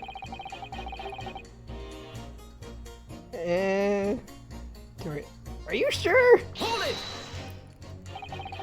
Just because Miss Lestrade has a history of pickpocketing, she must be guilty of murder. Is that what you're saying? Well, are all members of the British Army so quick to judge? I beg your pardon? Are you mocking Her Majesty's Armed Forces, the greatest military organization in the world? Oh yeah, this guy's a veteran. No, I'm simply illustrating my point. Making assumptions about people because they're a soldier or a pickpocket is wrong and dangerous. Well, yes, might have a point there, I suppose. But let's not forget the girl had already shown she had it in her from before. She's clearly a criminal sort through and through. Can't deny it. When you say that she'd shown she had it in her, are you referring to this? Exactly. Tried to swipe that only a day earlier, Or am I mistaken? Not exactly. Given that I was actually there at the time, it's hard to refute it. I've never actually seen the real thing. I can't wait to have a closer look at it. Oh yes, of course. Oh yeah, this dude, he's in the hospital because he got shot. Mr. Sholmes did use his caramel bars to make a copy of the disc, didn't he? And then ordered every type of music box he could find from across Europe. I'ma shoot you! We still don't know what tune it plays though, do we? But I'd love to see how the original compares to Harley's copy. McGilden's disc. Could it be a clue somewhere? Somehow? I already did!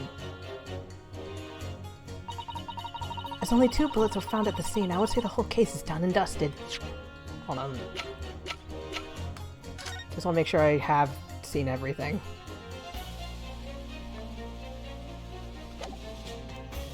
Smear blood, turn green.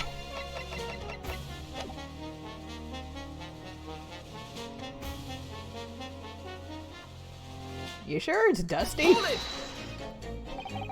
It's the number of bullets that has you convinced. Only 2 bullets were fired, and the 2 guns that fired them have been examined by the police. Oh yeah, if memory serves right, this girl, she's very, very anti, like, lower class? Homeless people? When the parlor maid asks me how many are invited for dinner, I always tell her to count the table settings. Well, that's logical, I suppose. Although... See? Sometimes after dining, crockery does go missing. 1 or 2 guests rather like to find china. Yoink!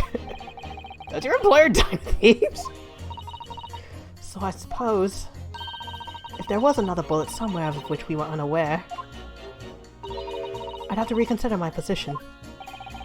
3rd bullet somewhere on the scene. Could that be possible? I don't think I can prove it just yet. I need to hear the other inputs. Fortunately, only 2 bullets were discovered by the police during their investigation. Yes, I know. Right. And I don't imagine the good men of Scotland Yard would have overlooked anything. If I missed a bullet while I was cleaning his lordship's office, well... I should receive a sound scolding, I don't doubt. And he should receive a visit from the police, perhaps. Sounds like a crime scene to me. A third bullet. Would completely turn things around if there was one, wouldn't it? Is this gonna be another Von Karma situation? Do you think we might find one lying around somewhere? Wait. The bullet that threw into the bank. The bullet that hit the calendar. The bullet that hit Mr. Sholmes?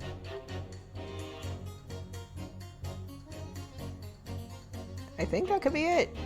Problem is, like, if that's the case, how to point it out and where.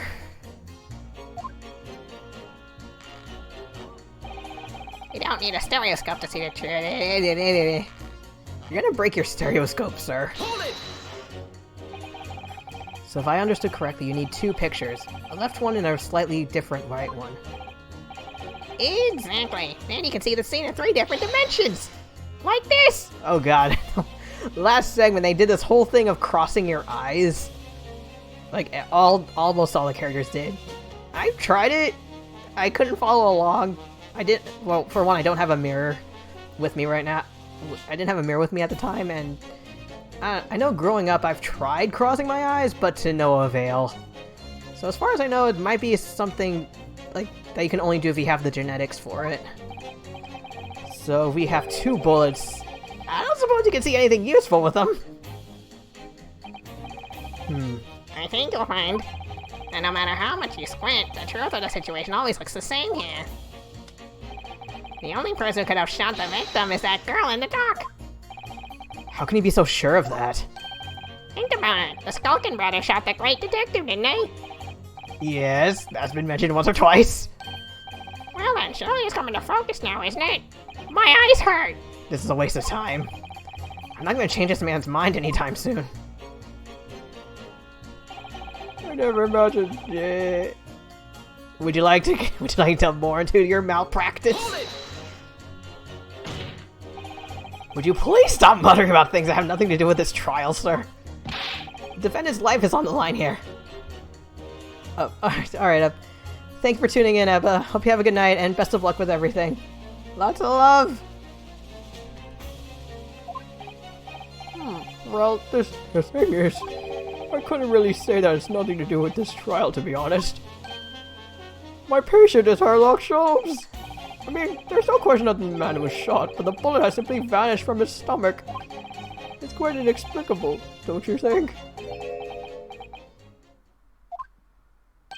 I almost don't want to ask, but this surgery you've been muttering about all this time.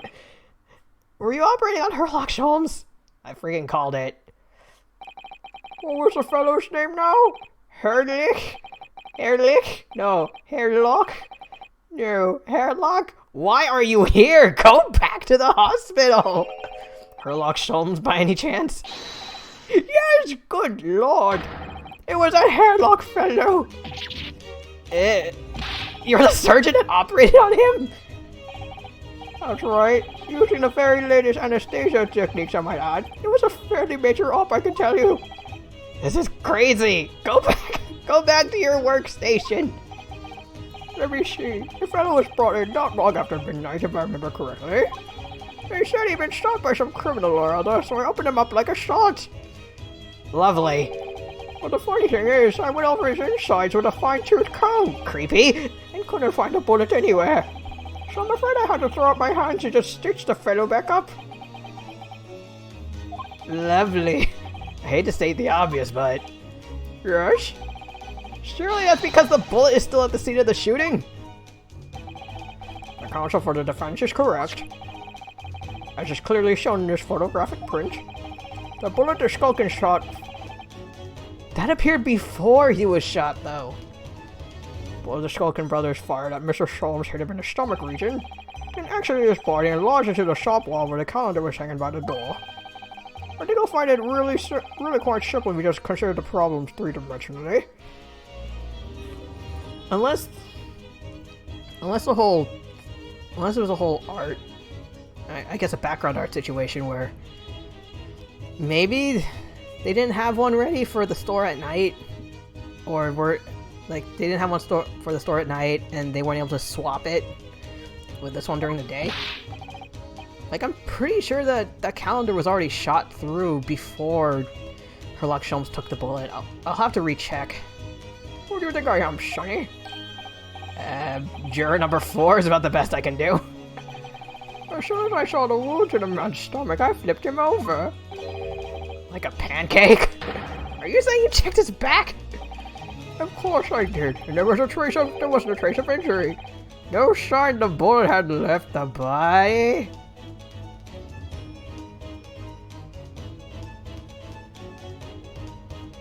Wait, so, okay, you cut him open. Was he wearing a bulletproof vest? Or did it just, like, go through his stomach and then just say, screw this, I'm out, and exit it the way it came? What? That's the point. The only logical conclusion was that the bullet was still somewhere in the man's inner, which is exactly why I said about slicing him up. And I'm still not the wiser even now. How many times do I have to say it? Could someone please explain how to get it? Here's an idea. Go back to the hospital. It's almost as much of a mystery as how this jury was put together. The mystery of the bullet. Where the bullet is. Where's an expert when you need one? The accused attempted theft on... Hold it! What do you mean you're in for a busy day? Forgot to say, stop. Do excuse me, stop. I'm a communications officer, stop. A communications officer? Does it have something to do with sending telegrams? Everything from personal messages written by members of the public to the latest news in the capital. I'll convert all the messages into Morse code and tap it out to the entire world electronically. To the entire world? Thousands of miles of cable under sea, stop! Worldwide communication network, stop! Smashing! Stop! Information transmitted to and from all the corners of the globe, stop! Ah, yes. She was getting equally worked up about radio waves or the like before, wasn't she? I specialize in communicating information from government departments and newspaper offices. I see. I'm sure I have to wire the newspaper reports of today's guilty verdict later. No sleep for me tonight, I imagine. Let's just finish the trial first, shall we? Hi, Heavy. Hold it! Please don't hurt your mouse anymore. I thought you were just a tourist. Oh, the mousey. Good day. I am visiting London for the sightseeing. I would like to take bus to Crystal Tower, please. There's no way he's just a visiting tourist. So, you're a ballistics expert? Who knew? I have much experience with guns. Okay. I have lived through many, how do you say, extreme, violent, bath of, no, blood of... extreme violent bloodbaths, perhaps? No! Don't hurt the baby! Ah!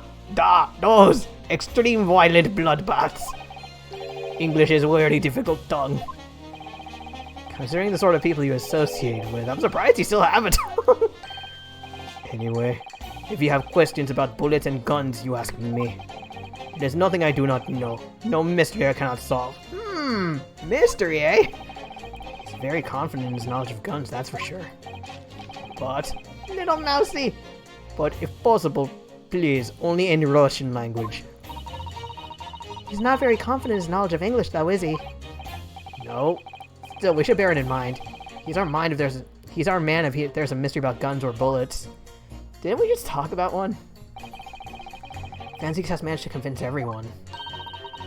We have eliminated the impossible, he said. But he hasn't. If we're going to fight back, we need more material.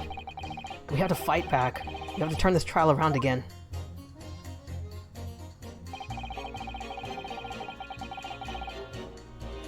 Okay, hold on. Wait, wrong button.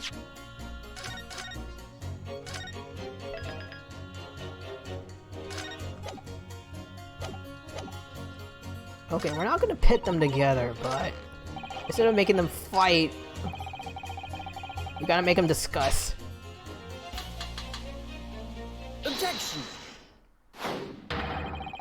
Those two statements clearly contradict the idea that all I do is pit jurors against each other. Ooh, a ballistics expert. Pitting. P-I-T-T. On the night in question, Mr. Sholmes was shot by one of the Skulkin brothers. But since there was no sign of an exit wound on his back, we must assume the bullet didn't pass through him. However, no bullet was found lodged in Mr. Sholmes' body either. Furthermore, a bullet was found lodged in the wall of the shop where Mr. Sholmes was shot. Okay, so this still confirms my idea that the bullet was already in the calendar before Mr. Sholmes was shot. Juror number 6. Hello, my name is what? Oh, my name is Violent. Pleased to meet you. There's apparent contradiction in the facts that is so clearly troubling juror number 4. Are you able to explain the mystery? Oh dear. I have seen a very similar situation in Motherland. Mousy! It was night, there was a blizzard. I was running away along mountain road in freezing cold. Order. The snow was piling high on both sides of the road. It was very narrow and dangerous. My pursuers had hunting rifles and they were on dog sleds. Mental note, don't ask too many questions. I was shot from behind and I fell down in snow. Squeaky, squeaky. I want to pet the mouse too. And the situation was very similar to what I heard today from doctor. They could not find bullets in body, and no sign of, how do you say, exit wound. And where did the bullet go? Bullet never hit me. Oh, it grazed him. Well, if it never hurt you, why did you fall down? It's even a bullet grazes. Okay, the bullet grazes. It can still hurt, right? Bullet hit frozen wall of ice very close to my side. Huh? One small piece, very sharp, broke away from lump of ice and pierced body. It made deep wound that looked just like bullet wound. Good gracious. Of course, piece of ice quickly melted inside me. And that is solution to mystery of disappearing bullet. There weren't any ice cubes in the store, were there? But that doesn't answer the question at all. They're shooting up in the pawnbroker shop. Not some snowy mountain in another country. Just an idea, but we might not be looking at exactly the same scenario here. Runo, where exactly was Harley shot again? According to the report, in his stomach. Sort of around this area, I think. Well, that's precisely where he always wears a little pouch on his belt.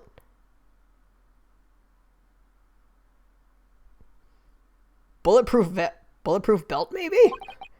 A pouch? Actually, I might have noticed something like that. Yes, a pouch. It's where he keeps 3 glass vials of very dangerous chemicals that he uses in his investigations. Oh, the glass. It shattered one of the glass, and it went in him. What? Really? Doctor, where is the pouch Mr. Sholmes was wearing?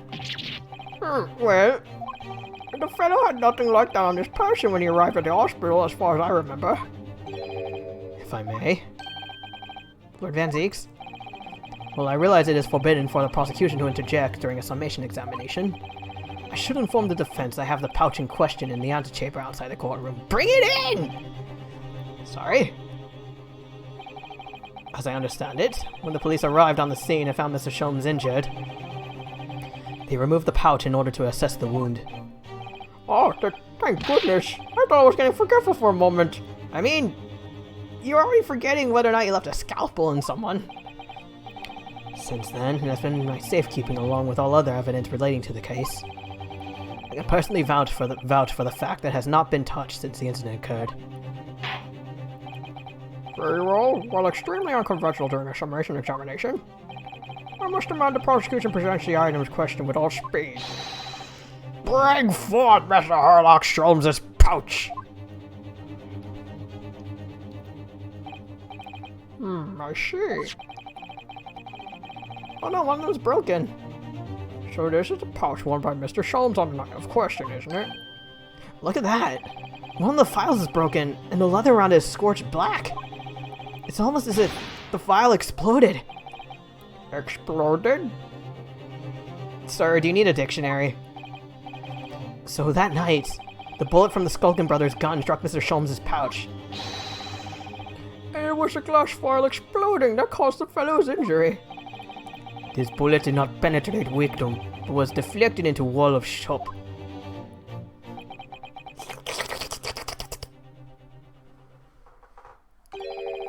A delightfully complex aroma. Oh, I thought you were drinking it! Well, it would appear one mystery has been solved at least. Though it has no bearing on the truth of this case. Eh? The bungling and burgling brothers shot the detective, and the accused shot the pawnbroker. The pertinent facts of the case remain unaltered. Eh? But at least the mystery is solved. I can sleep easy tonight. What about the mystery scalpel you left in him? Thank you, young man. Duh. Thank you very much. Glad I could help. Due to its bearing on the conundrum just solved, the court will sequester the scruffy pouch as evidence. These pouches and scruffy! It's not like Detective Gumshoe! Now the summation examination. Before that.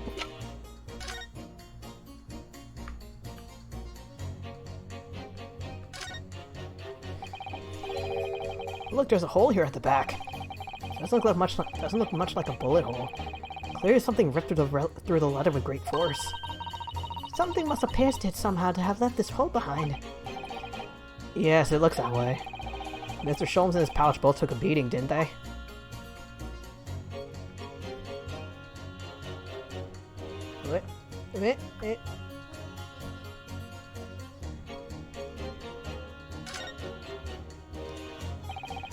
It's really scorched badly just here.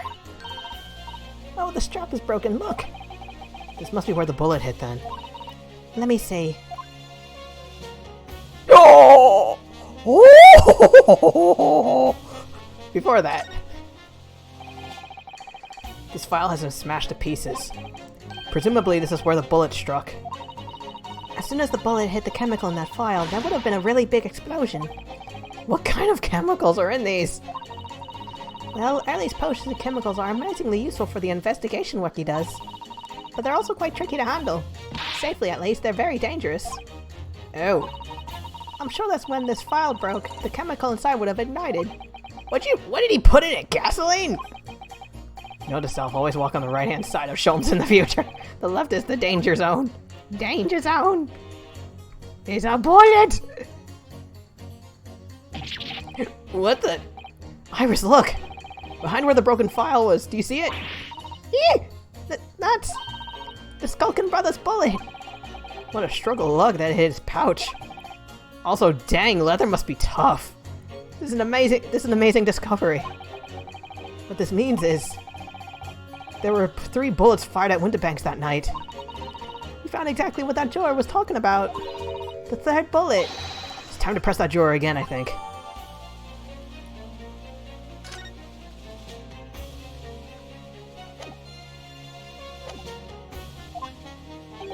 Would appear the defense is somewhat struggling to alter opinion, Please. I found something. That's a new piece of evidence. Could be a very valuable clue, and I just found it. So we turn this around somehow, sure of it.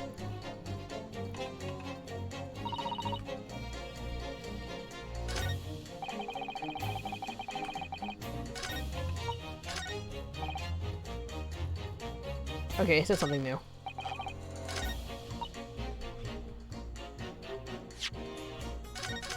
Ah, hold on, my nose itches.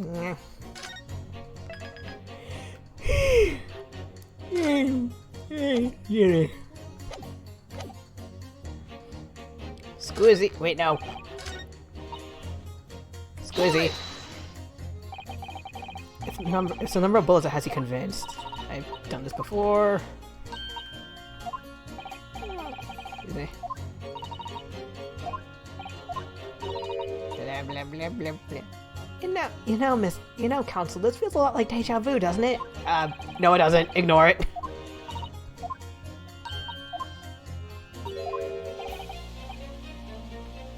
I can prove it! Allow me to show you then. The 3rd bullet. Eat it! Here it is. We discovered it just now. Yes, on the night in question in Winterbank's pawnbrokery, another bullet was fired. Hold it! That's new. What is this new trickery, you...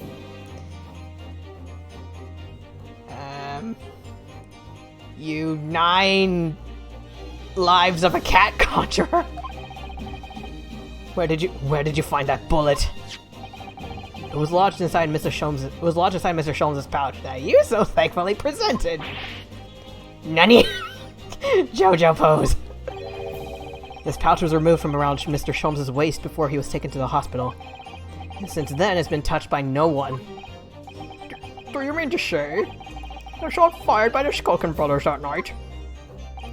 Yep. As your lordship has surmised, it hit this pouch.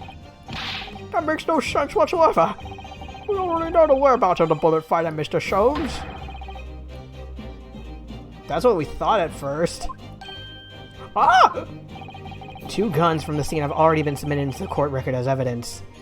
So there's another gun somewhere. There's only one person I know who has a gun that would probably brandish it at the pawnbrokery. That of Mr. Winterbank and that belonging to the Skulkin Brothers. An examination of both guns revealed that only a single bullet had been fired from each. Ah! But that must mean... That's right. We now know that on the night in question, 3 bullets were fired. However, only 2 bullets were fired from the guns recovered from the crime scene. And until that incontrovertible inconsistency is somehow explained, we can't and must not pass judgment. Deal! Also, I love that super dramatic, like, ouch animation. Order!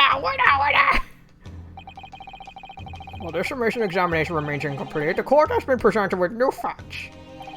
Facts that would appear to shake the very foundations upon which the case against the defendant have been built. Yep.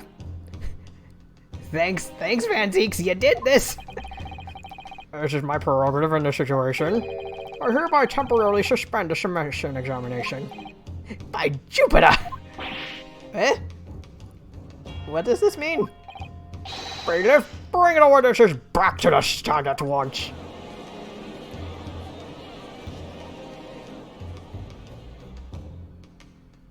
You got some answering to do. Witnesses? Governor!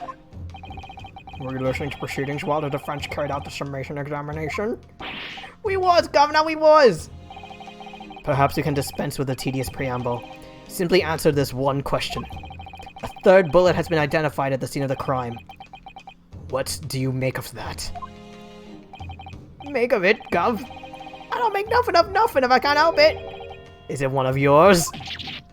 Go blimey, Gov! Go blimey, not a chance! In that case, did you have an accomplice? What? What? Never! The Skulkin brothers work alone! Didn't you say you had a third brother somewhere? It's just the two of us, that's our trademark! How soon we forget poor Sulky!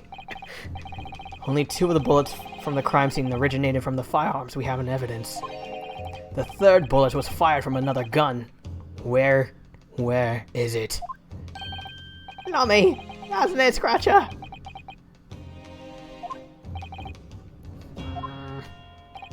Counsel for the defense.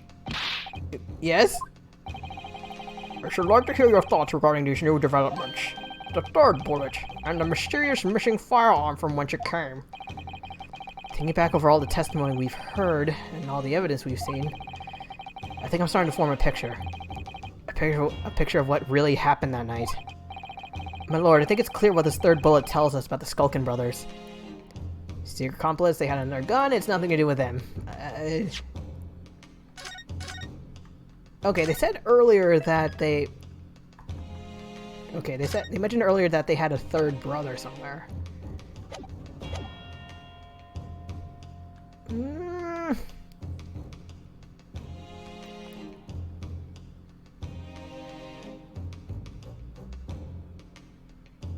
Excuse me.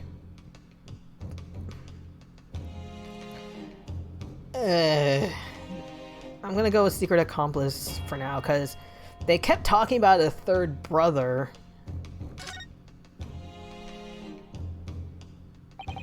On that night at Windibank's pawnbrokery, the brothers must have been working with a third man.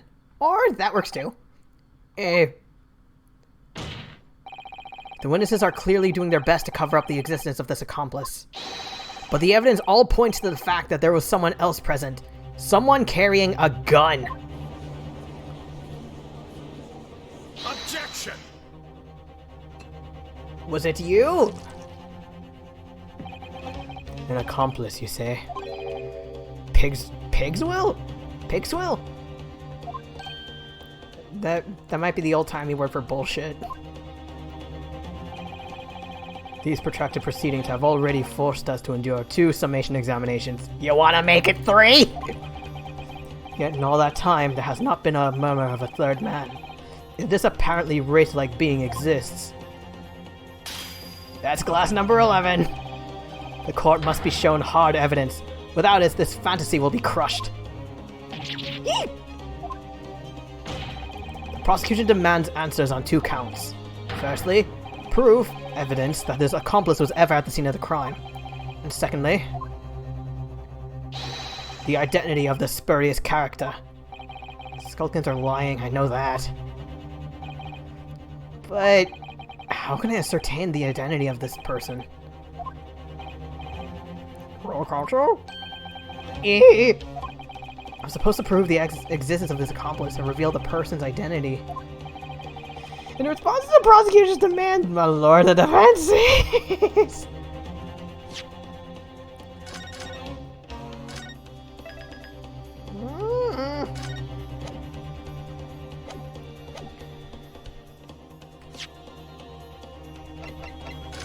Maybe the blood. Could that be it?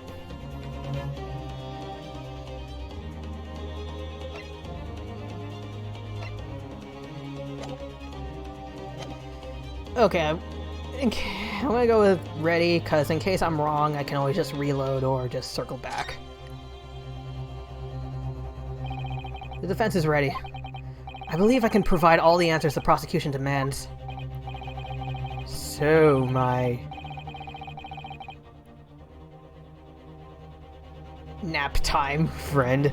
Despite the swimming eyes, you seem to think you have something to say. This promises to be interesting. Slap! I have to push forward now. There's no other option. I need to use every single piece of evidence available to me if it will make a difference. In that case, Counsel, I will ask you to present the evidence without delay. On the night in question, in the moments leading up to the death of the victim, what proof have you that there was a third intruder present at the scene? It has to be, right? Take that! Oh, thank God. The evidence is right here, in this portfolio. By Jove, that portfolio again, is it? Do you expect the court to rifle through your papers itself? Be more specific! You claim one of those blood samples proves the presence of this third intruder. Well, which one is it?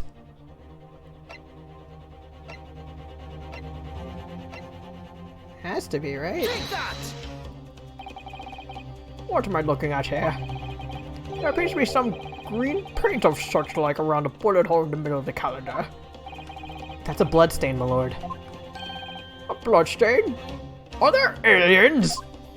Extraterrestrials with green blood? Green blood? Curious even for you. Is the court to understand that the intruder was some unhuman creature? This coming from the vampire? It's something developed by Mr. Herlock Sholmes. But man, a great detective. New invention! Stop! Not yet appeared in stories! Stop!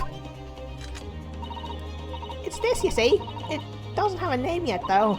This fogger spray is a chemical that reacts with the different elements in people's blood to change its color.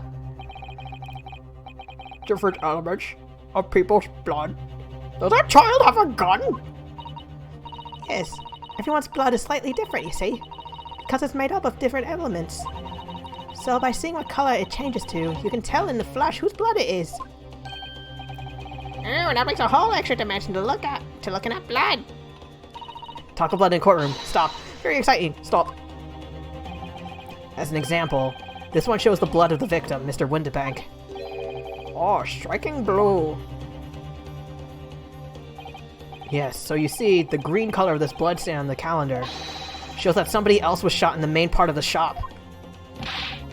Now hold fire there now, young man. Could this be from some unrelated incident, couldn't it? No, it's not unrelated.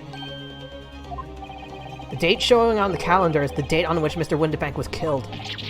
By golly!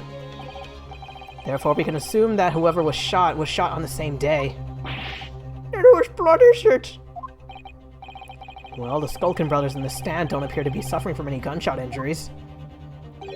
Which means it must be the blood of somebody else. The third intruder, in fact. Objection! Whose identity the court is still waiting to hear.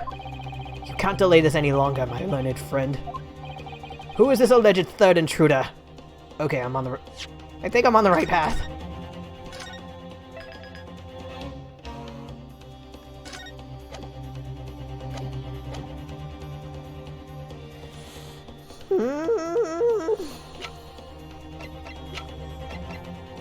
This feels like a long way.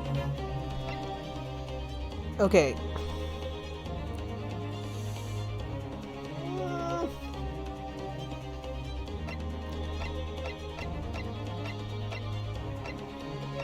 Okay, I remember. Can't remember the day of.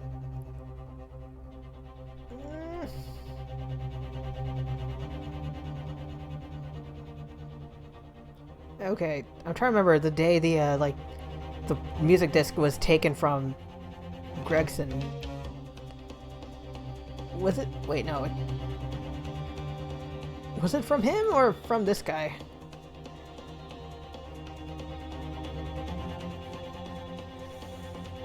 I might be wrong on this, but please! Take that! The man's name is Eggert Benedict. Eggert Benedict? Who on earth are you talking about, Counsel? He paid a visit to Windibank's pawnbrokery on the afternoon before the incident took place.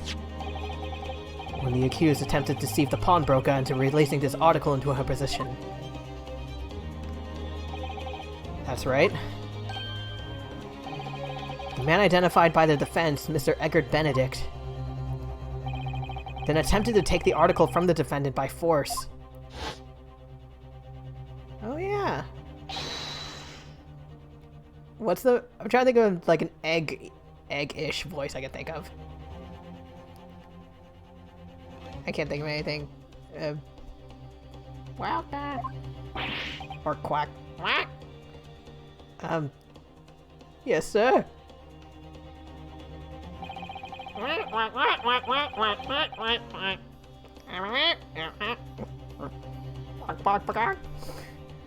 believe this filthy pocket thief has just redeemed an article from you, know? Yes. Yes, yes,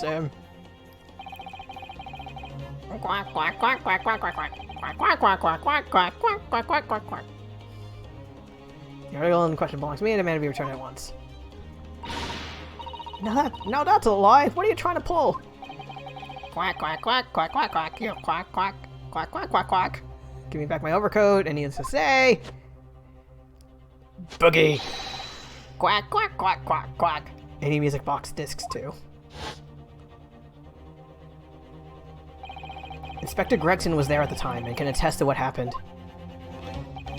In the end, it was the inspector himself who took the disc. Can you corroborate this account, Inspector? Yes, my lord. That's more or less what happened. And in the interest of being thorough, I asked the window bank for a print showing the fellow.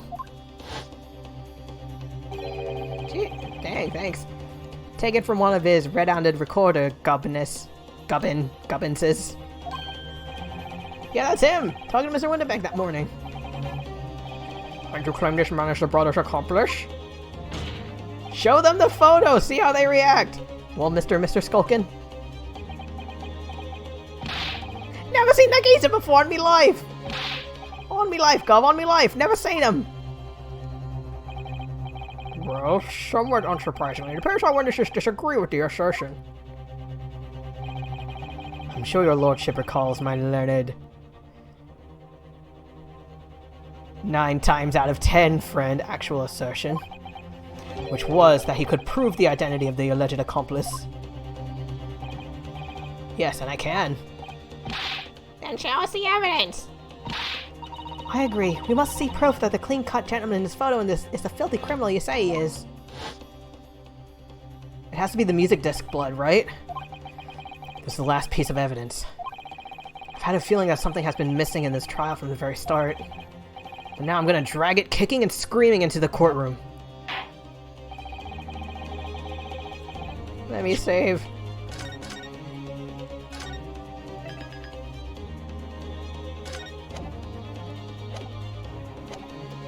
Will you present your answer to the council? To the court then, counsel?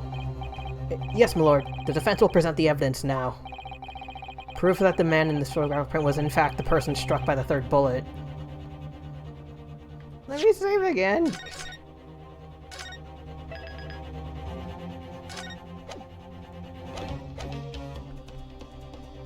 Okay, we talked about green blood. Has to be, right? Take that! Yes! As I mentioned before, on the afternoon of the day in question, the defendant attempted, deceitfully admittedly, to reclaim the disc from Windowbanks. Which is when the aforementioned Edgar Benedict appeared on the scene, I believe. This man then attempted to purloin the article from the defendant's possession, no? That's correct, my lord. I myself was present at the time. It was following this that a minor incident occurred. He whipped out a gun. But of course, sir, here's the disc for ya.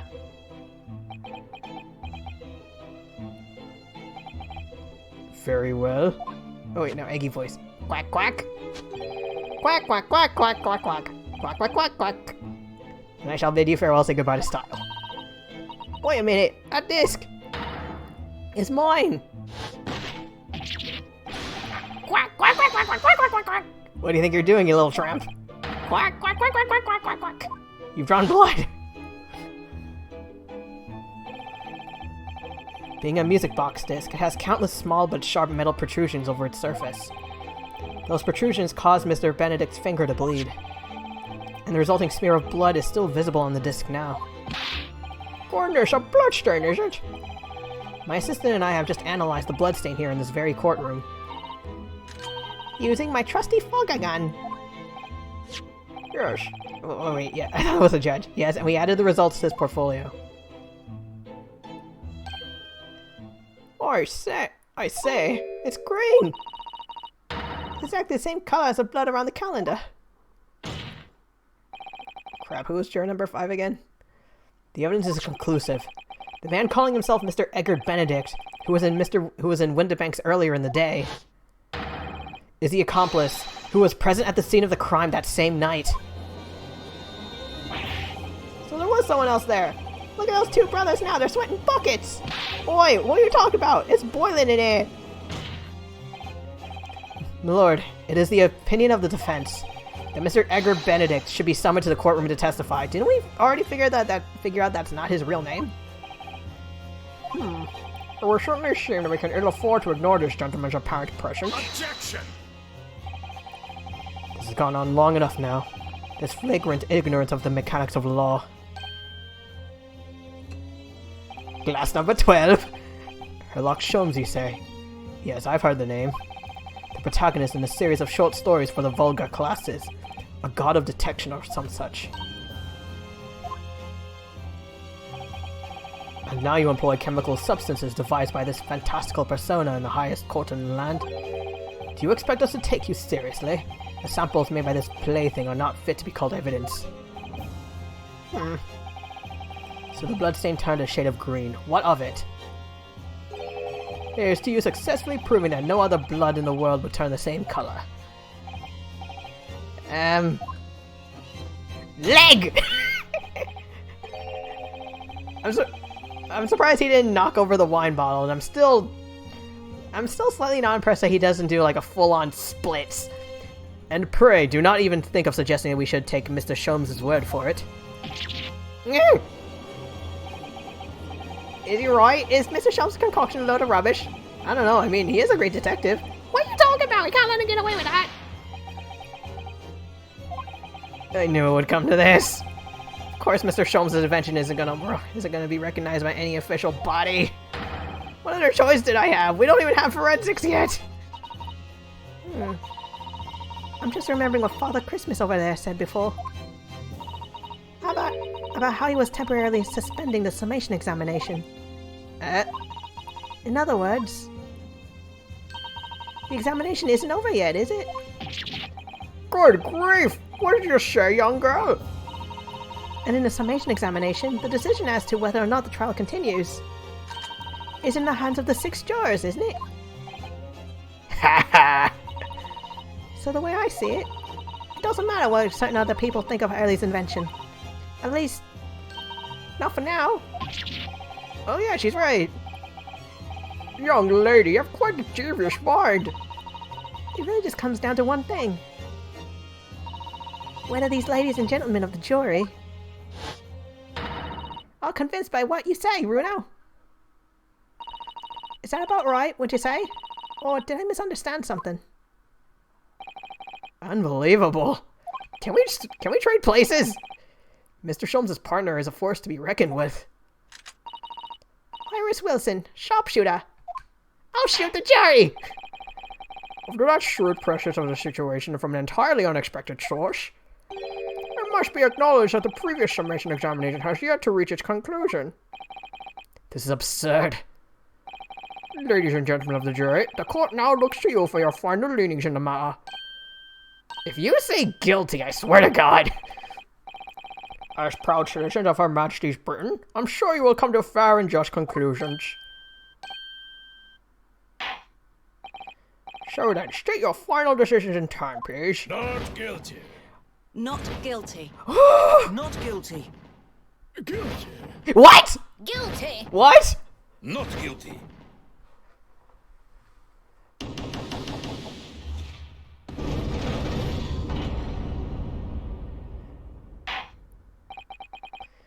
Two called guilty, 4 called not guilty.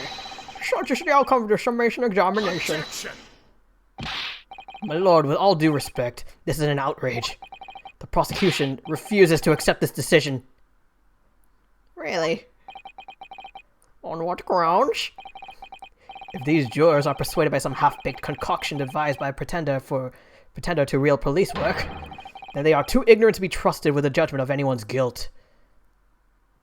Do you want to swap them out for another jury? I'm sorry, Lord Van Zeeks, but the outcome of the summation examination cannot be ignored. Eat shit, Zeeks. This trial will continue. Oh, my heart!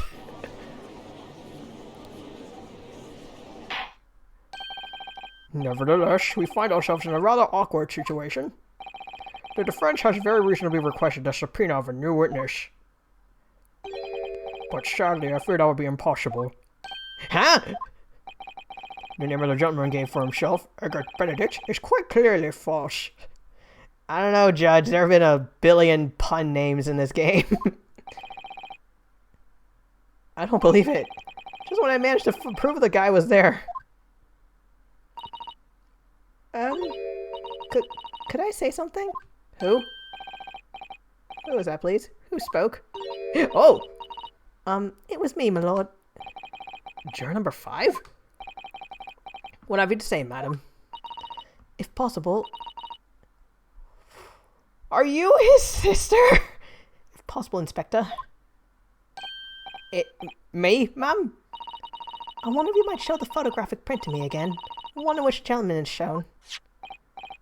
Oh, right, yes. This one you mean, of Mr. Benedict.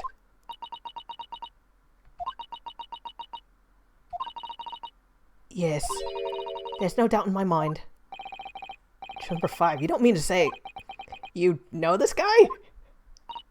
Yes, I know him. I know him. What? No! Good gracious!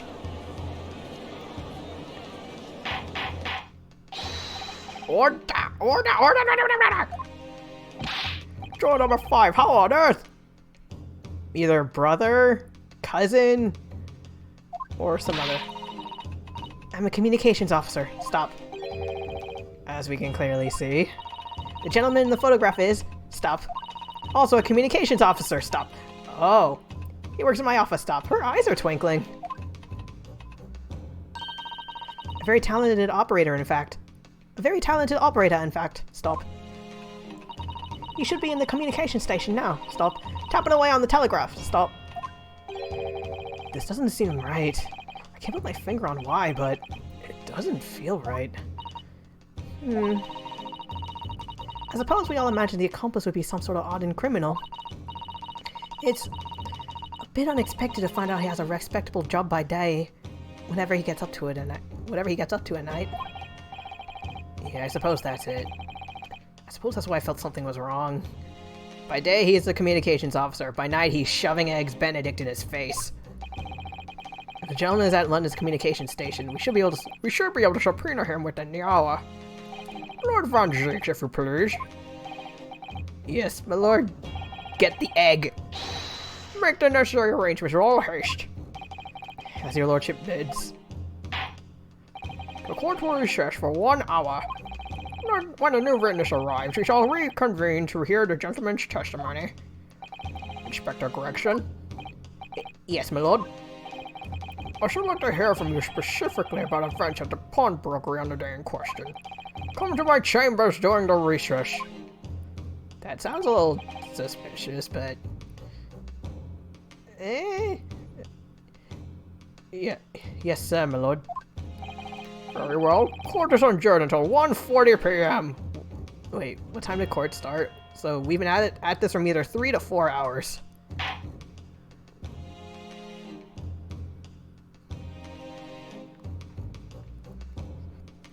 Whew.